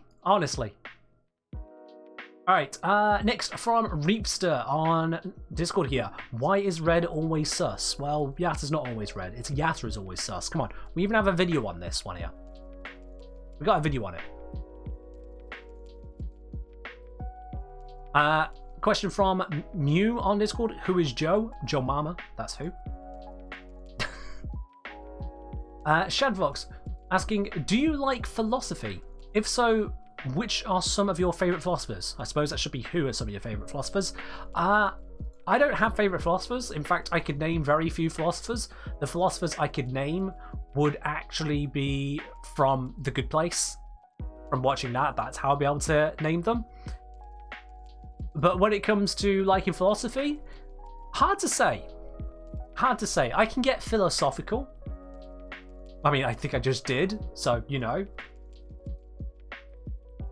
But to say I like it, I don't dislike it. It's just not a topic I really gravitate towards all that often. I believe after this hydrate I'll say more, Macabus. I believe it was actually the Dalai Lama who, on remarking about the concept of the Big Bang or studying things at that far end of the universe, that far end of our potential knowledge of what came before the Big Bang, was there even a Big Bang? In that context, the Dalai Lama basically said that it is not important to think about. That it is so far removed from our condition of life, our way of life, that it's not necessary to dwell on such thoughts. I don't know if I agree with that, but the more broad principle of not overthinking your place in the universe does kind of work out. It depends on your mental fortitude more than anything. If you're in the right place to think about it. I don't think it was really wanting to be in the place of thinking too much about the Big Bang. Spiritual leader. Also, Shinotic asking Star Wars or Star Trek or others. Star Trek is better than Star Wars, hands down, easy peasy, 100%. I don't care who I piss off with that. Star Trek is better than Star Wars. Much better. Much, much, much better. Yeah. I won't fight anyone on that. Everyone can enjoy what they enjoy, but you ain't gonna change my mind. Star Trek is better. What do I think about the Skiajati? Yeah, that's what I think about it. I don't think about it much, but I don't think about it. Am I recommending The Good Place? Yes, if you've not seen The Good Place on Netflix, watch it, it's great. Great for saying, hey, sorry if I missed this earlier. If you had a chance to develop a Warframe, what would the design aesthetic be? For example, Hildred as a Shield Maiden, Knight as the Infested Frame, etc. I mean, I could go various different ways. Various different ways for creating a new Warframe. I think if I was going to go for anything, maybe something based on the Aurora Borealis. You know, go for the Northern Lights kind of theme. You've got a very enchanting way you can go with that. You've got ribbons of light. The light itself can be used for blinds, finishers, damage in that way. Maybe even a hard light bridge, rainbow bridge. So something Northern Lights theme. That could be interesting. Who's better, Picard or Kirk? Picard. See? I mean, how is that even a question? Kirk is an original, but Picard is better. Yeah. Picard's better. Looking over at the Discord again. Next question from Mew once again. What are your A-level/GCSE qualifications? Well, for personal details reasons, I won't go overly into detail around that. Scratch is a little bit too close to line there, but suffice to say, exceedingly science-based. Very STEM field academic. That included topics like, for example, physics, chemistry, mathematics, geology. Probably no real surprises there. I also had A-level qualifications in both general studies, because we were forced into that, the most pointless subject, but hey, there we go, and in critical thinking. Critical thinking was a mess of a qualification. It was a mess of a subject to answer, but yeah, that's in there as well. I think I ended up having 7 AS levels, so, you know. And for those of you who don't know what an AS level is, don't worry about it. If you don't know what it is already, it's not worth taking the time to learn about that. Just suffice to say, that's a number significantly higher than most people would ever have. Yeah. What's general studies? I don't know if I can properly answer that, because it really is as general as the name suggests. Like, in the exam I had for it, one of the questions involved, basically, it had a very badly photocopied picture of a building, very badly photocopied, and the question was somewhere in the range of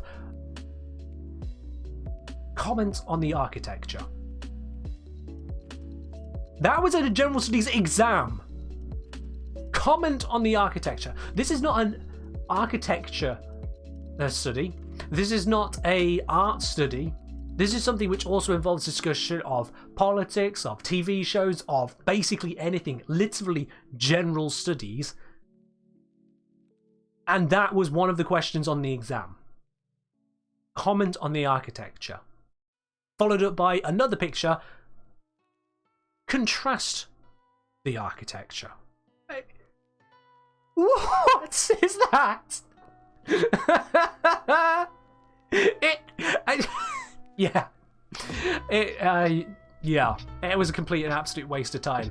Many of the lessons were spent starting with the teacher saying, hey, have you guys watched this particular TV crime drama I really love? You should definitely watch it. I should make that your homework. Go watch it. I can't actually make it your homework, but if it was your homework, it'll be your homework to watch this TV crime drama. I'm like, no, I don't want to. I want to play video games. Was it like a false question, a don't overthink it question? No, it was a question that required many words. You weren't allowed to write just like 5 words, no. It was an essay style answer question. So, no. Couldn't get away on that one there. Also, Sigan has wanted us to switch over to some synthwave. Okay, sure. Yeah, we can switch to synthwave for music for a little bit. Let me just grab the synthwave here and turn down the volume just a little bit, because otherwise it'll be too loud very shortly. There we are. Cool, cool, cool. There we are. We're switching over to some synthwave now. But yeah, general studies. Yeah. Yeah. And that's one of the qualifications I have. I did actually get the qualification though, so I did go through and do enough and say the right things enough to get it, but yeah. That on top of all my other studies, I could have done without the extra workload, thank you. Question from Zomtronic on Discord. You said before you don't really watch any Warframe content creators. What about more general content creators? Watch any streamers or YouTubers at all? Yeah, absolutely yes. I do watch quite a variety of different creators as well. On Twitch, more often than not, I will flick between either watching various Apex Legends creators, or there's a couple I've been watching on Twitch and YouTube for a while. That is Wacky Jackie 101 and Loco TV. Those two mainly focus on both PUBG and StarCraft respectively, but they do variety stuff as well.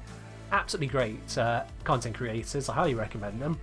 Wacky Jackie, for example, he was a big inspiration for how I do my videos, at least when I was getting started. He was a very big inspiration for a lot of that, because he did a lot of guide and unveiling videos of the details around PUBG, and blew up over it. So yeah, he was a very big inspiration for me. As for other creators on Twitch, there's only a couple of us I would name that I regularly watch, or at least watch with any kind of regularity. I'll come back to them, and that is two Apex Legends ones. There is one called Juicy. I believe he is half Danish, half Thai, or something like that. I'm bad with ethnicities and nationalities. I'd be not Danish Dutch, might be one of those. Half European, half not European. That's all I know. I'm terrible at it. But more to the point, he's interesting to watch. I'm very good at what he does. Another one is Apex Legends streamer called Girl or GURL, GUHRL. I'm not sure how you're supposed to pronounce it if it's just girl, but she's another fun one to watch. Outside of Twitch, over on YouTube, I watch a variety. I might as well just read off my subscription list. That's going to be easier than anything else to detail the kinds of people I watch. So over on YouTube, I've got Dream, Smitty, Grian, Loco TV, Mumbo Jumbo, Lethamia, Impulse SV, Devin Nash, Good Times with Scar, Rendog, Seabell, Kurzgesagt, Sunless Khan, BOO, Alpha Gaming, Sam Woodall, Harris Heller, George Not Found, Wacky Jackie. I think there's more off the list there, but that's as far as I'm getting on that first looking. All the Hermits? Quite a number of the Hermits. Not all the Hermits, but quite a number of them, yes. I do enjoy Hermitcraft. I really do enjoy Hermitcraft. There have been a couple comments on my YouTube videos calling me the mumbo jumbo of Warframe, and that is one of the highest compliments I can receive. So if the people who put those comments ever hear this, thank you. You made my day each time you said that. You're legends. Have I heard of a YouTuber called Array7? Unfortunately not, no I haven't. Outside of those content creators, there's others which I dabble on here or there. There's so many, it would be impossible to properly list them all, but there are a lot of others that I do dabble into. But suffice to say, in answer to Cillian's question, I suppose more as an extension here, as to when it's a Minecraft stream, a lot of the creators I watch aren't necessarily for games that I would then also want to stream myself. I'm a different creator from those I watch. A very different creator. So, for example, I watch a lot of StarCraft content from Loco TV. I like watching his casts of both pro and viewer games. But I am uninterested in really playing much StarCraft myself these days. I never really got good at it. Just didn't connect the same way. I didn't put the time in. How old am I? I'm 28. Absolutely. Not 50, 28. Come on, though. Macobus. Come on. Come on. Come on. Don't be like that. But yeah, there is a grand variety. If I have a look at my homepage here on YouTube, just to give me an idea, on my homepage at the moment, I've got recommendations of Zombie Cleo. Don't watch a lot of her stuff. Oh, there's apparently a new premiere coming out from Apex. That'll be cute to look at later. Got Kurzgesagt, Smitty, Giant Grant Games, Loco TV, Lethamia, Ethos Lab, Smitty again, Kurzgesagt again, Seabell, Eli Beatmaker, another Smitty. Apparently I've been on a Smitty spree. YouTube's picked up on it. Things to that effect. But yeah, I'm kind of all over the place, but in terms of content creators, I basically don't watch anything Warframe. I'll dabble in streams here or there occasionally, or drop into the odd one. Usually don't even announce myself there, because it is more passive viewership than anything. Yeah. Veros, honestly, I doubt it, but did you watch any anime in your life? In my life? I'm not that old, I'm 28. Calm down. So far in my life, thank you very much. And yes, I have. I haven't watched a lot of anime. First of all, Bing bong. Jasper, thank you very much for your subscription to your 6th month there. Enjoy your upgrade to your lovely gold mug now. I appreciate it very much there, Jasper. And bing bong to you as well. Just on that note as well, talking about subscriptions, that I believe is our 6th, I want to say, so far. I think that was the 6th subscription on the stream here. We have got a goal running at the moment. If we do hit the goal for the stream, if you guys want to go for the goal, it's not required, but if we do hit that goal, I will be releasing another emote onto the stream, but only if we hit the goal this stream. Otherwise, that emote I'm keeping away. That's an agreement between me and one of the moderators on this stream here. So, little secret, snippy aside. But yeah, I watch a variety of different games. Warframe content creation, I just don't really pay much attention to. That's not to slate any of the creators out there. It's not something I want to engage with in that way. If I'm engaging with Warframe, I'm more doing it for myself. Whereas for Minecraft, StarCraft, Rocket League, for PUBG, various other games therein, I'm engaging it for a different reason altogether.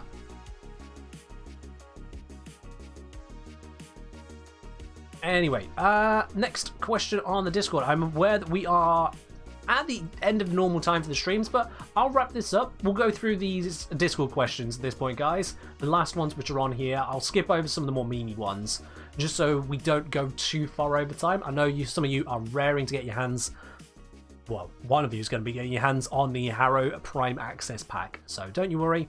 We'll be doing that shortly as well, that draw. So, let's scroll through on these bits here. I am going to skip over questions which I basically already answered. For example, how I started getting into Warframe Skinotic. I did cover that earlier in the stream, so you'll have to go back on the replay on that particular one at this point. So, skipping past a meme question there from Nate. From Meta, will viral / meta ever go away? It could go away, but it would require a revamp as to how this game is done. Sasa DW, you've twice been timed out for posting a link there. It's a perfectly fine link, but you're going to keep getting the bot to have a go at you if you're not a subscriber or if you don't ask for permission first. But basically, how to edit river mods on Overframe, I'm not sure. Best to check on the Overframe Discord for that one. Jasper saying, Mr. Clickety Clacks. You'll be able to rewind to it, Jasper, but suffice to say, we did go over them. I did bring them out. Do I love any alcohol drinks? No, I never drink. Never have, never will. I just don't drink. Why can Ballas say the B word, but I can't, says Meta? Well, because DE's moderation of those kinds of things is shaky. Yeah, just that really, yeah. Why is the Zenister trash? It's an old weapon. It's an old weapon. So, that tends to make things worse. How would I change melee or primary to make them stand on equal ground against each other? Or is that even necessary? No change. There are certain primaries that need to be adjusted. There are certain melees that need to be adjusted. The Glaive Prime is obscenely powerful. But if you take out the really ridiculous weapons that could do with a balance pass, overall they're in a good state of primaries and melees compared to each other. With regards to that, it's kind of hard to balance them perfectly, as in probably impossible, because they occupy very different spaces in terms of combat. Primary weapons for guns, you've got reloading mechanics bringing them down, you've got ammo handling bringing them down, you've got issues of how they actually apply to enemies. But vice versa then, for guns, you've got the fact they have much greater range. They don't have to deal with any kind of combo mechanic. Yeah, you've got the galvanized setup, but you're not juggling around combo, so you don't need a specific focus school to make guns work. there are benefits to them, and they tend to have the best AoE options. They have benefits to them, they have drawbacks to them. Same with melee, drawbacks and benefits, which can't really be compared. They're just completely different weapon categories. So, I don't think there is much in the way of a change needed at this point between primaries and melees. But there are some weapons which need bringing up, and some weapons which definitely could do with being brought down to make the meta more fair, if indeed Dean felt it's necessary to change that meta.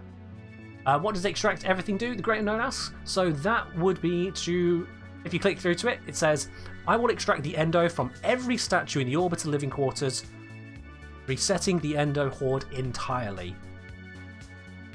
And to show you just how much of a damaging pain that would be, let me just quickly switch back to Warframe here for you. When I say everything, I'm not talking about a small collection. Okay? I'm not talking about just a few pineapples. I'm talking about every single one of these would be extracted. All of them. Even the ones trying to hide in the ceiling, they wouldn't be safe. Every single item sculpture in here, Keitha included, would be gone.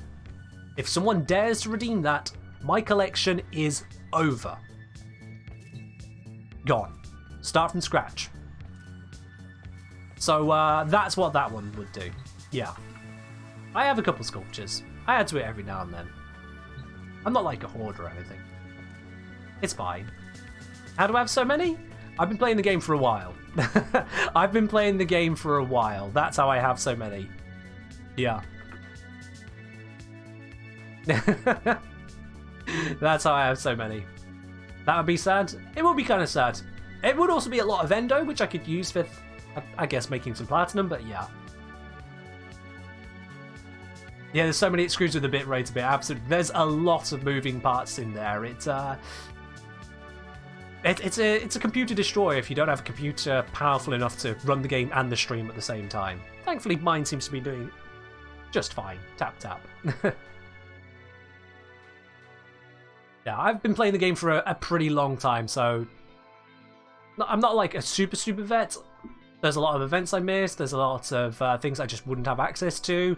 I'll never have Excalibur Prime, for example, and I don't care for him, quite honestly. I've been playing long enough that I have quite a bit of it. Can you combine your points? No. That has to be an all or nothing. One person needs to have that 500k and just slam it home.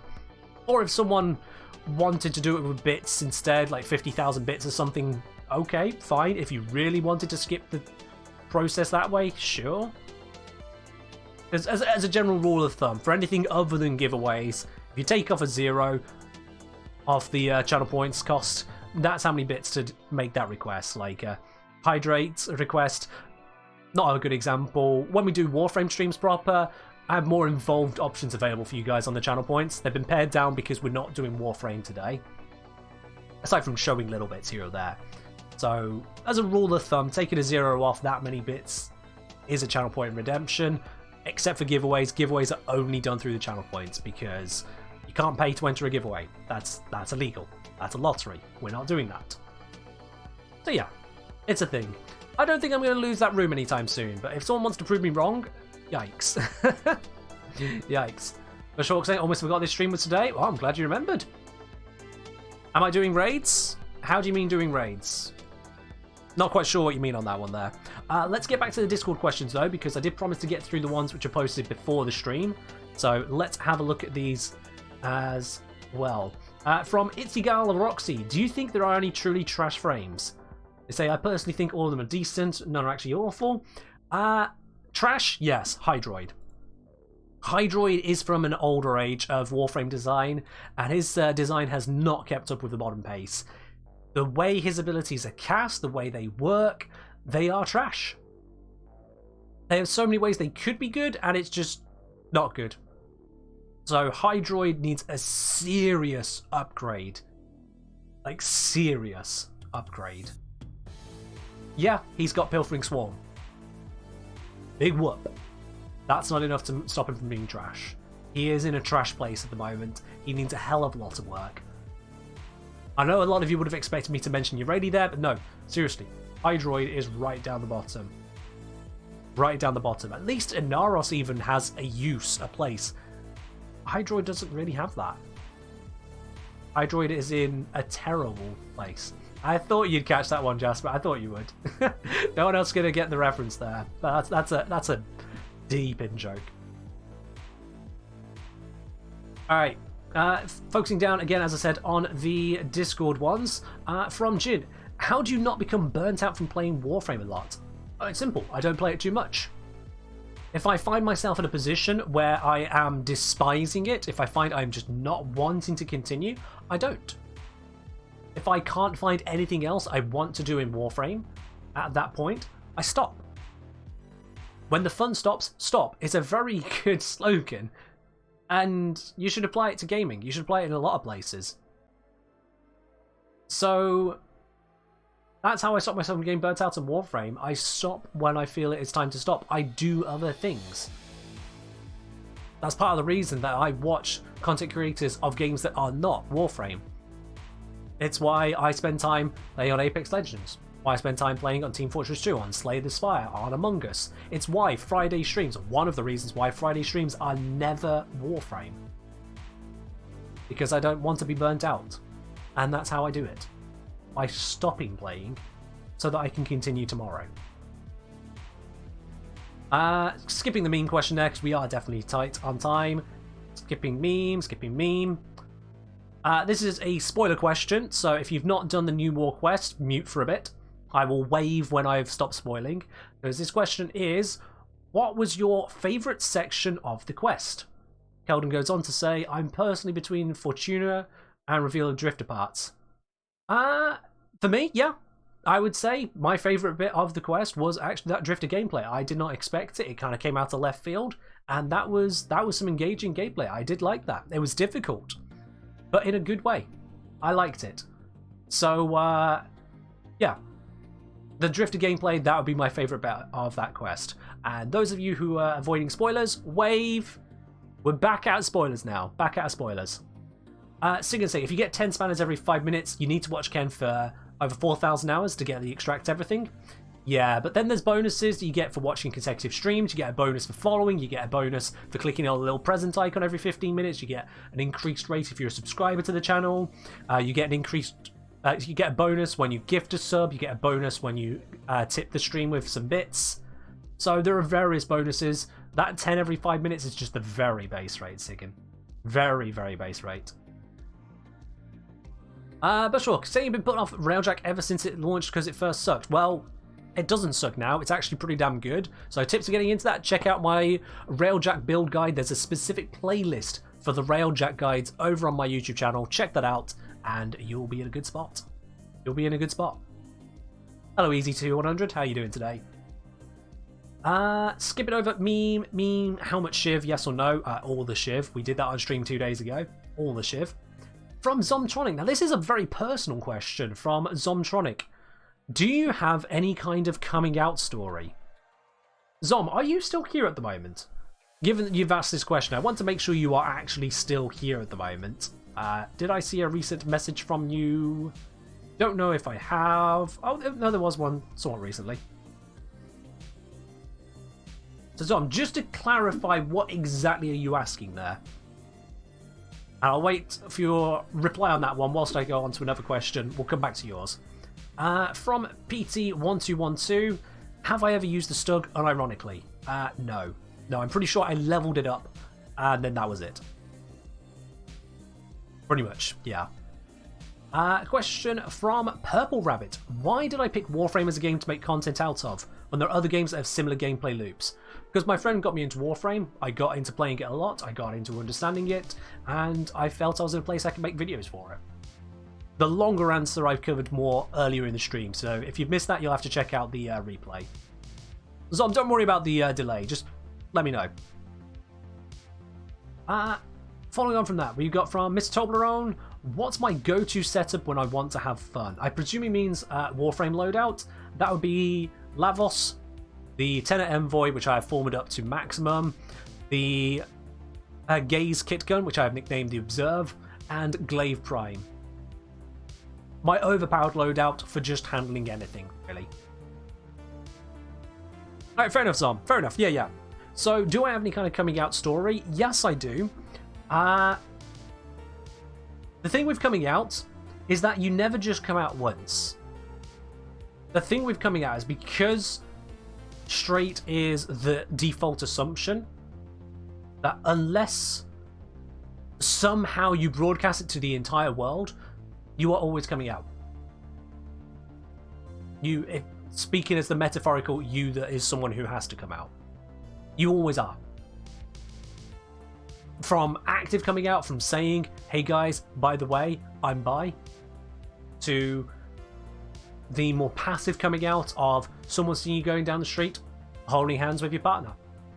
You go, oh, that's two guys. Oh, wow, yeah. Didn't know that about you. You get some very awkward instances like that. Some very awkward instances. But yeah, coming out isn't a thing that happens once and you're done. Coming out always happens. Always. Macabus? The earliest stories of coming out were, though, coming out to my closest friends, and then coming out to my family.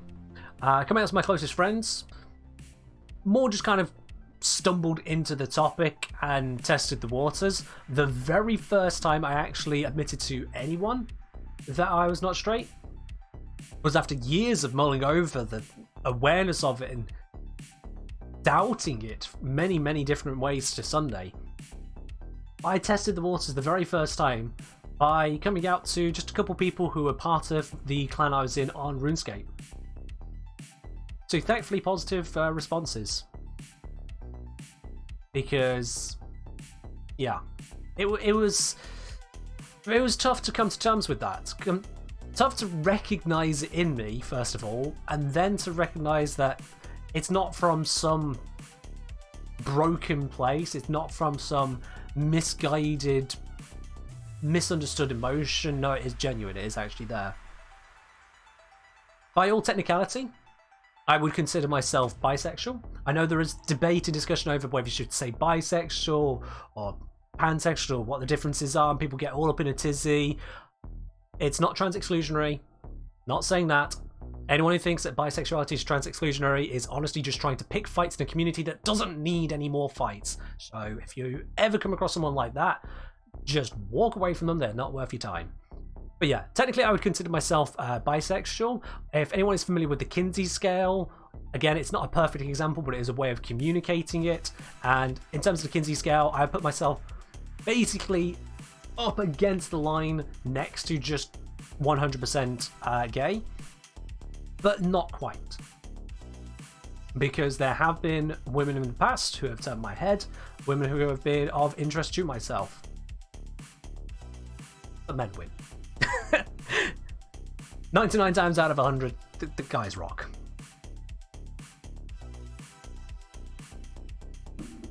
I mean, fair enough, a blind guy. Fair enough. You are you. It's not anyone else's business. It's a perfectly valid way to look at it. But there's no escaping the fact that certainly if you are not in any way straight presenting, like for example, a bisexual person in a heterosexual presenting relationship, they would appear straight from the outside until you knew otherwise. If you are not in such a circumstance, if you are in a clearly non-straight relationship, you are always coming out. That's just a fact. And how that is received is always a concern. Because it can go badly. It has gone badly before. Hell, even with exes. I've had partners who have not exactly been the most receptive to the concept of bi versus them being gay. So, you know, it's like, come on, you are part of this group. You know that the B in LGBT, what it stands for, right? Yeah, they're exes for a reason. Various reasons. So yeah. There are various stories of my coming out. They are rather personal overall, so I won't go into detail there, and I hope you all understand why on that. But suffice to say, coming out never stops. It just never stops, as I've just once again come out to a load of you here on stream. It always happens. thankfully, we're in a position, at least in the Western world, and certainly where I live in the UK, that that's not a problem. And I count my blessings for that, because that's not true globally. Not true globally. Alright, moving on from that sour topic, as it gets very sour very quickly. Oh yeah, we all did a couple of those questions there, moved on from those. From Mini Hill, do I plan on playing a wider variety of games on stream, like Slay the Spire? Kind of, yes. Friday streams are taken up predominantly by Among Us. They'll continue to do so until such a time as for a couple of weeks in a row, it becomes unreasonably difficult to get a group together. Once that happens, Among Us will go onto the shelf and I'll move on to other stuff. Yeah, Illians, I'm talking about basically pretty much everything. This is an Ask Me Anything stream rather than just an Ask Me Warframe stream, so absolutely, yeah. I'm covering various bits. I've covered Warframe and loads of other topics throughout this stream so far, so if you do want to catch all of those, absolutely check out the replays I will be making available on those in the coming days. Macabus, again with the hydrate. I need to stop you on that one. But yeah, I'm going to be speeding through the last of these ones over on the Discord here because I don't want to push over time too much. So I did say, I have a schedule of 7 till 10. Those of you expecting to be here till a little bit after 10, I don't want to be too harsh on that. So, getting through the rest of the ones on Discord, at least posted before the stream. Sasa DW asking, what is your job, or do you make your living with Twitch YouTube? Twitch YouTube is my job. It's not a full living at this stage. In the near future it will be, but it's not there yet. We've heard talk of my favourite genres. This is from Zomtronic, but I don't think you've mentioned my favourite individual songs before. Any that jump out? Surprisingly, despite it not being in my absolute favourite genre, I would say the single song, if I had to pick any one song out of anything ever, the single one song that I come back to is by Pink Floyd, Wish You Were Here. That one strikes a particular chord with me and connects me quite deeply to my dad, because he was the one who introduced me to Pink Floyd, and I know that is a one of the ones he really likes. It's one that I really like. If I had to pick an absolute favourite song, it's Wish You Were Here by Pink Floyd. That one, absolutely. Second, third, fourth place, it all just gets muddy after that, but that's the first. That's the top one. Skipping meme question, what's my favourite Warframe in terms of looks? Honestly, I really like the look of my Lavos. As for overall though, from the base designs of them, or potential designs, hard to really say. Hard to really say. But I really do like the look of my Lavos. I'm quite happy with how he turned out. Meme question again, skipping because we are very short on time, but for those of you asking, yes, Vahek has plenty of air. Don't worry about it, he's fine. Would I rather... half a meme answer. Would I rather A, use only Rayleigh forever, but any weapon? Or B, have any Warframe, but only the Mark I Kunai? Or C, use any Warframe and weapon, but have to give up T forever? I would, and this might surprise people, I would choose to go with Rayleigh forever with any weapon, because I'm not giving up T, and the Mark I Kunai are absolute trash. They would end Warframe for me. Whereas, if I was stuck with Rayleigh, I could at least still play the majority of the game the way I want to. So, those are all terrible choices, Empty Joker. You should feel bad about yourself for coming up with that cursed set of options, but no way am I ever giving up T. God, no. From Quintus Maximus, favourite ship from EVE Online? Favourite ship from EVE Online? Now, there are a lot of beautiful ships in EVE Online. There are a lot of wonderful ships in EVE Online, but my favourite? It's a very hard one to think on. I won't think over it too much because most people here haven't played EVE Online, so it won't really matter all that much to the answer. It would probably be one of the Amarian ships. It would probably be one of those because I love lasers. I just really do. I think in that regard, I'd probably go for the Legion, because the Tech 3 flexibility to be Cloaky Legion, lasers, you can go for a missile setup. I think you can even go for a drone setup on it, which is pretty nice. You've got a lot of variety available in the Legion, as well as being just a beautiful Amarian ship. Amarian style Tech 3 ship. So, favourite ship from EVE Online probably would be the Legion. Probably would be that one. And it is, as I say, a beautiful one. How's my New War experience? Overall, I liked it. There are plot holes. There are criticisms I could have of it. It isn't what I was expecting. But overall, I liked it. Sigurdson's asking, is EVE Online worth getting into? Couldn't say, unfortunately. I've been out of EVE Online for many years now, and things have changed drastically many times over. I think part of the world exploded, well, the cluster exploded, yeah. Some new threat emerged and just stole a bunch of star systems. So I don't know what it looks like on EVE Online anymore. Things have greatly changed since I played it many years ago, so try it out if you want to. I know you can try it for free, but I can't endorse it because I'm so far removed from it now. I'm just that far removed from it. Maybe I'll give it a try again sometime, but I couldn't say right now. Have I ever tried No Man's Sky? Unfortunately, yes. I've since learned that entire genre is not really for me. And No Man's Sky, it's just...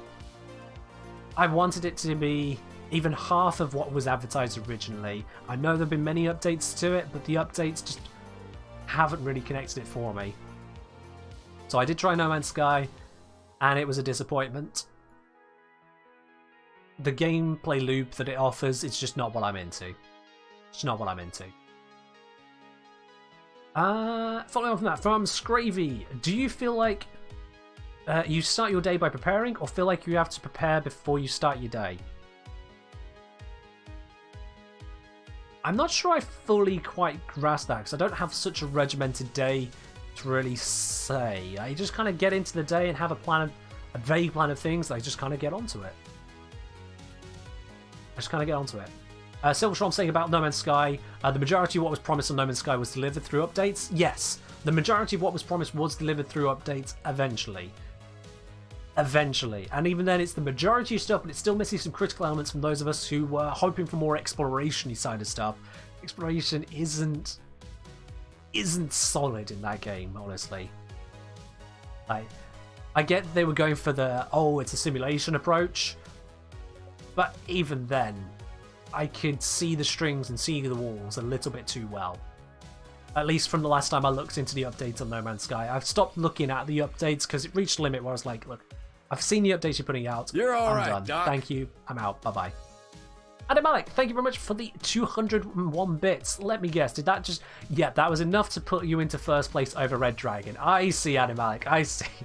Thank you all the same. I appreciate it, my dude. Cheers. Last questions on the AMA thread on the Discord. No avoiding this one, they say. Pineapple on pizza?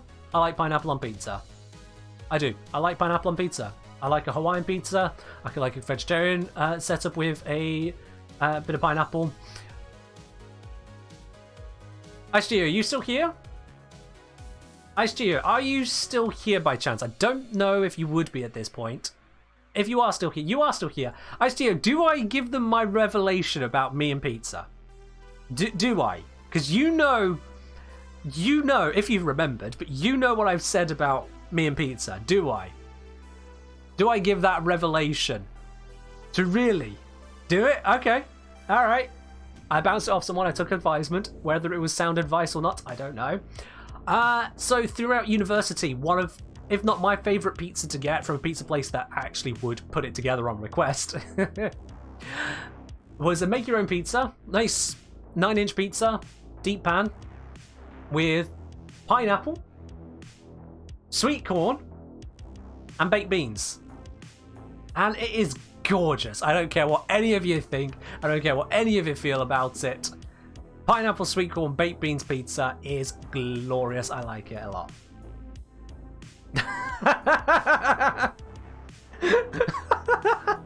I'm not even bullshitting you. That's actually true. There are a number of times where, unfortunately, the person on the line misheard and didn't put beans on, they put beef on. I can understand the mistake because who puts baked beans on a pizza? I do. So does my mum. There are two of us, at least. So, yeah. Now, if you've not tried it, if you like pineapple on pizza, don't knock it till you've tried it. Seriously. Seriously. Consider it. Maybe give it a try. But in any case, yeah, I like it. And if you don't, whatever, fine, you do you.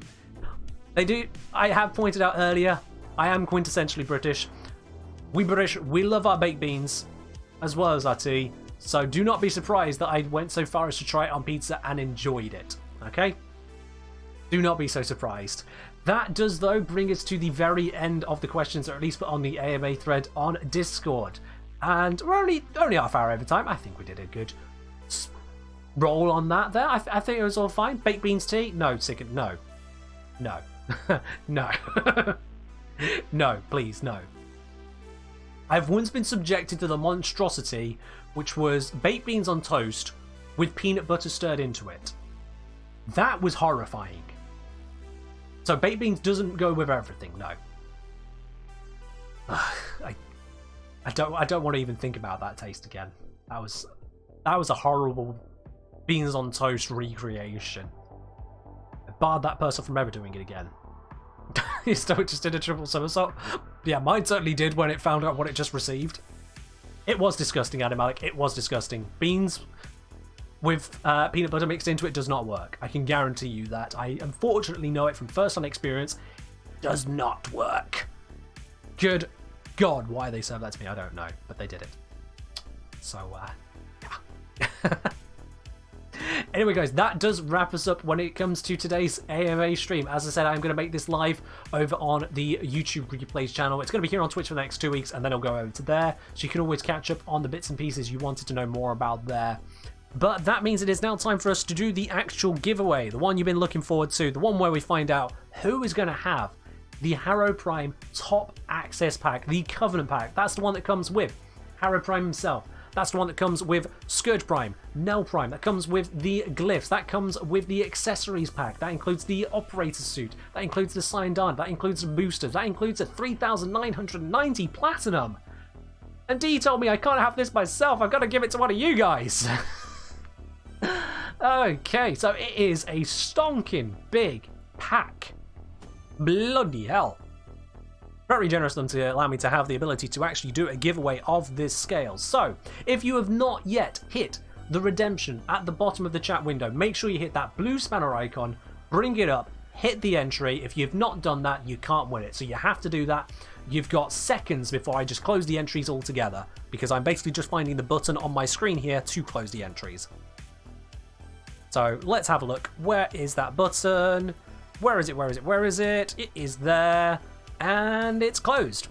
There we go. Looks like the very last person to get in on that was Red Dragon. Red Dragon, you tipped bits to the stream earlier on, like hours ago. How did you only just redeem that? Okay, fair enough. At least you got in. You got in. Just in the nick of time there, my dude. You got in. So let's have a look at the number of people here in it to win it. Imagine if Red Dragon wins. I mean, you never know. You never know. It's a perfectly equal chance. Let me just grab the list of names. This should be an absurdly long list. I always love it when it is an absurdly long one like that. Always do. Let me just grab that up onto here. There are a total of 210 names on this spinner today. 210 of you. And it looks something a little bit like this. It's an even chance. Someone's going to win it. Someone is going to have that 1 in 210 chance. There's 140 people here right now. Oh, there we go. I didn't actually know how many were viewing. I closed away that metric so I don't actually see it. Let's just give that a shuffle a few times over. It could go to absolutely anyone. I've just shuffle, shuffle, shuffle, shuffle, shuffle. As legible as an engineer script? Yup. I mean, I'd zoom it in further, but honestly, it's not even legible on my screen. I've got it full screen here. But luckily, we're going to see who's the actual winner proper in just a moment. Who is going to be the winner? Who's going to have themselves an amazing start to 2022? As amazing as you guys have made this for me. The winner today, the person who's going to be enjoying that whole thing is Sanster26. Sanster26. I'll be sending you a message here on Twitch in just a moment to confirm that for you, to get your Warframe username and your platform. That's all I need, just those 2 bits, and we'll get this sent on over to you. But Sanster26, you're going to be having yourself a very great start to 2022. I am absolutely certain of that, my dude. And I hope you enjoy every last little bit of that pack there. To everyone else as well who has been here throughout the stream, thank you very much for joining in on this. It has been wonderful doing this AMA with you, both the meme questions and the more serious ones. Usually on these streams, when we do Warframe streams, which are every Wednesday and Sunday, yes, this has replaced a Warframe stream, unsurprisingly. Every Wednesday and Sunday, we do have Platinum raffles, so every single stream there is a giveaway, every single Warframe stream. So if you do want to get yourself in a chance to win one of those smaller giveaways, we're running them frequently. You just got to tune in for a chance to win it. But that is now all that we've got time for. We've gone through all those questions on the Discord and a few of the ones here on the Twitch chat as well. In fact, quite a few of them on the Twitch chat. Don't think they're here, Embrace? They might not be here. You don't have to be here right now to claim it, because I'm fair like that. If you've been here at some point during the stream enough to have the channel points to be part of it, I'm going to give you a chance to win. You've done everything else. Get a chance at winning. Ain't a dick just because someone, whatever their reason, time zone or whatever else, can't be here right now. I'm not going to do that to them. They were here on the stream. That's enough to win. Now, if they don't get back to me within 24 hours, I'm spinning that circle again and giving it to someone else. You know, I don't wait that long. But that is all that we've got time for today. If you do enjoy the Warframe YouTube channel, if you do enjoy this Twitch channel here, if you do enjoy all the bits and pieces that I put out and want to support me in what I do consider hitting that subscribe button, because every little bit really does help bring me that bit closer to turn this into a proper full-time gig, to give you guys everything that I can all about Warframe and potentially more beyond that into the future. So if you would consider hitting that subscribe button, it means a lot to me. But that has been an incredible stream, and I'll see you again on Wednesday for some good old standard wonderful Warframe. If I change my computer's clock by 24 hours, will I reroll it now? No, it's gravy. That's all from me. Bye bye guys, I'll see you on Wednesday. All of you, I'm sure.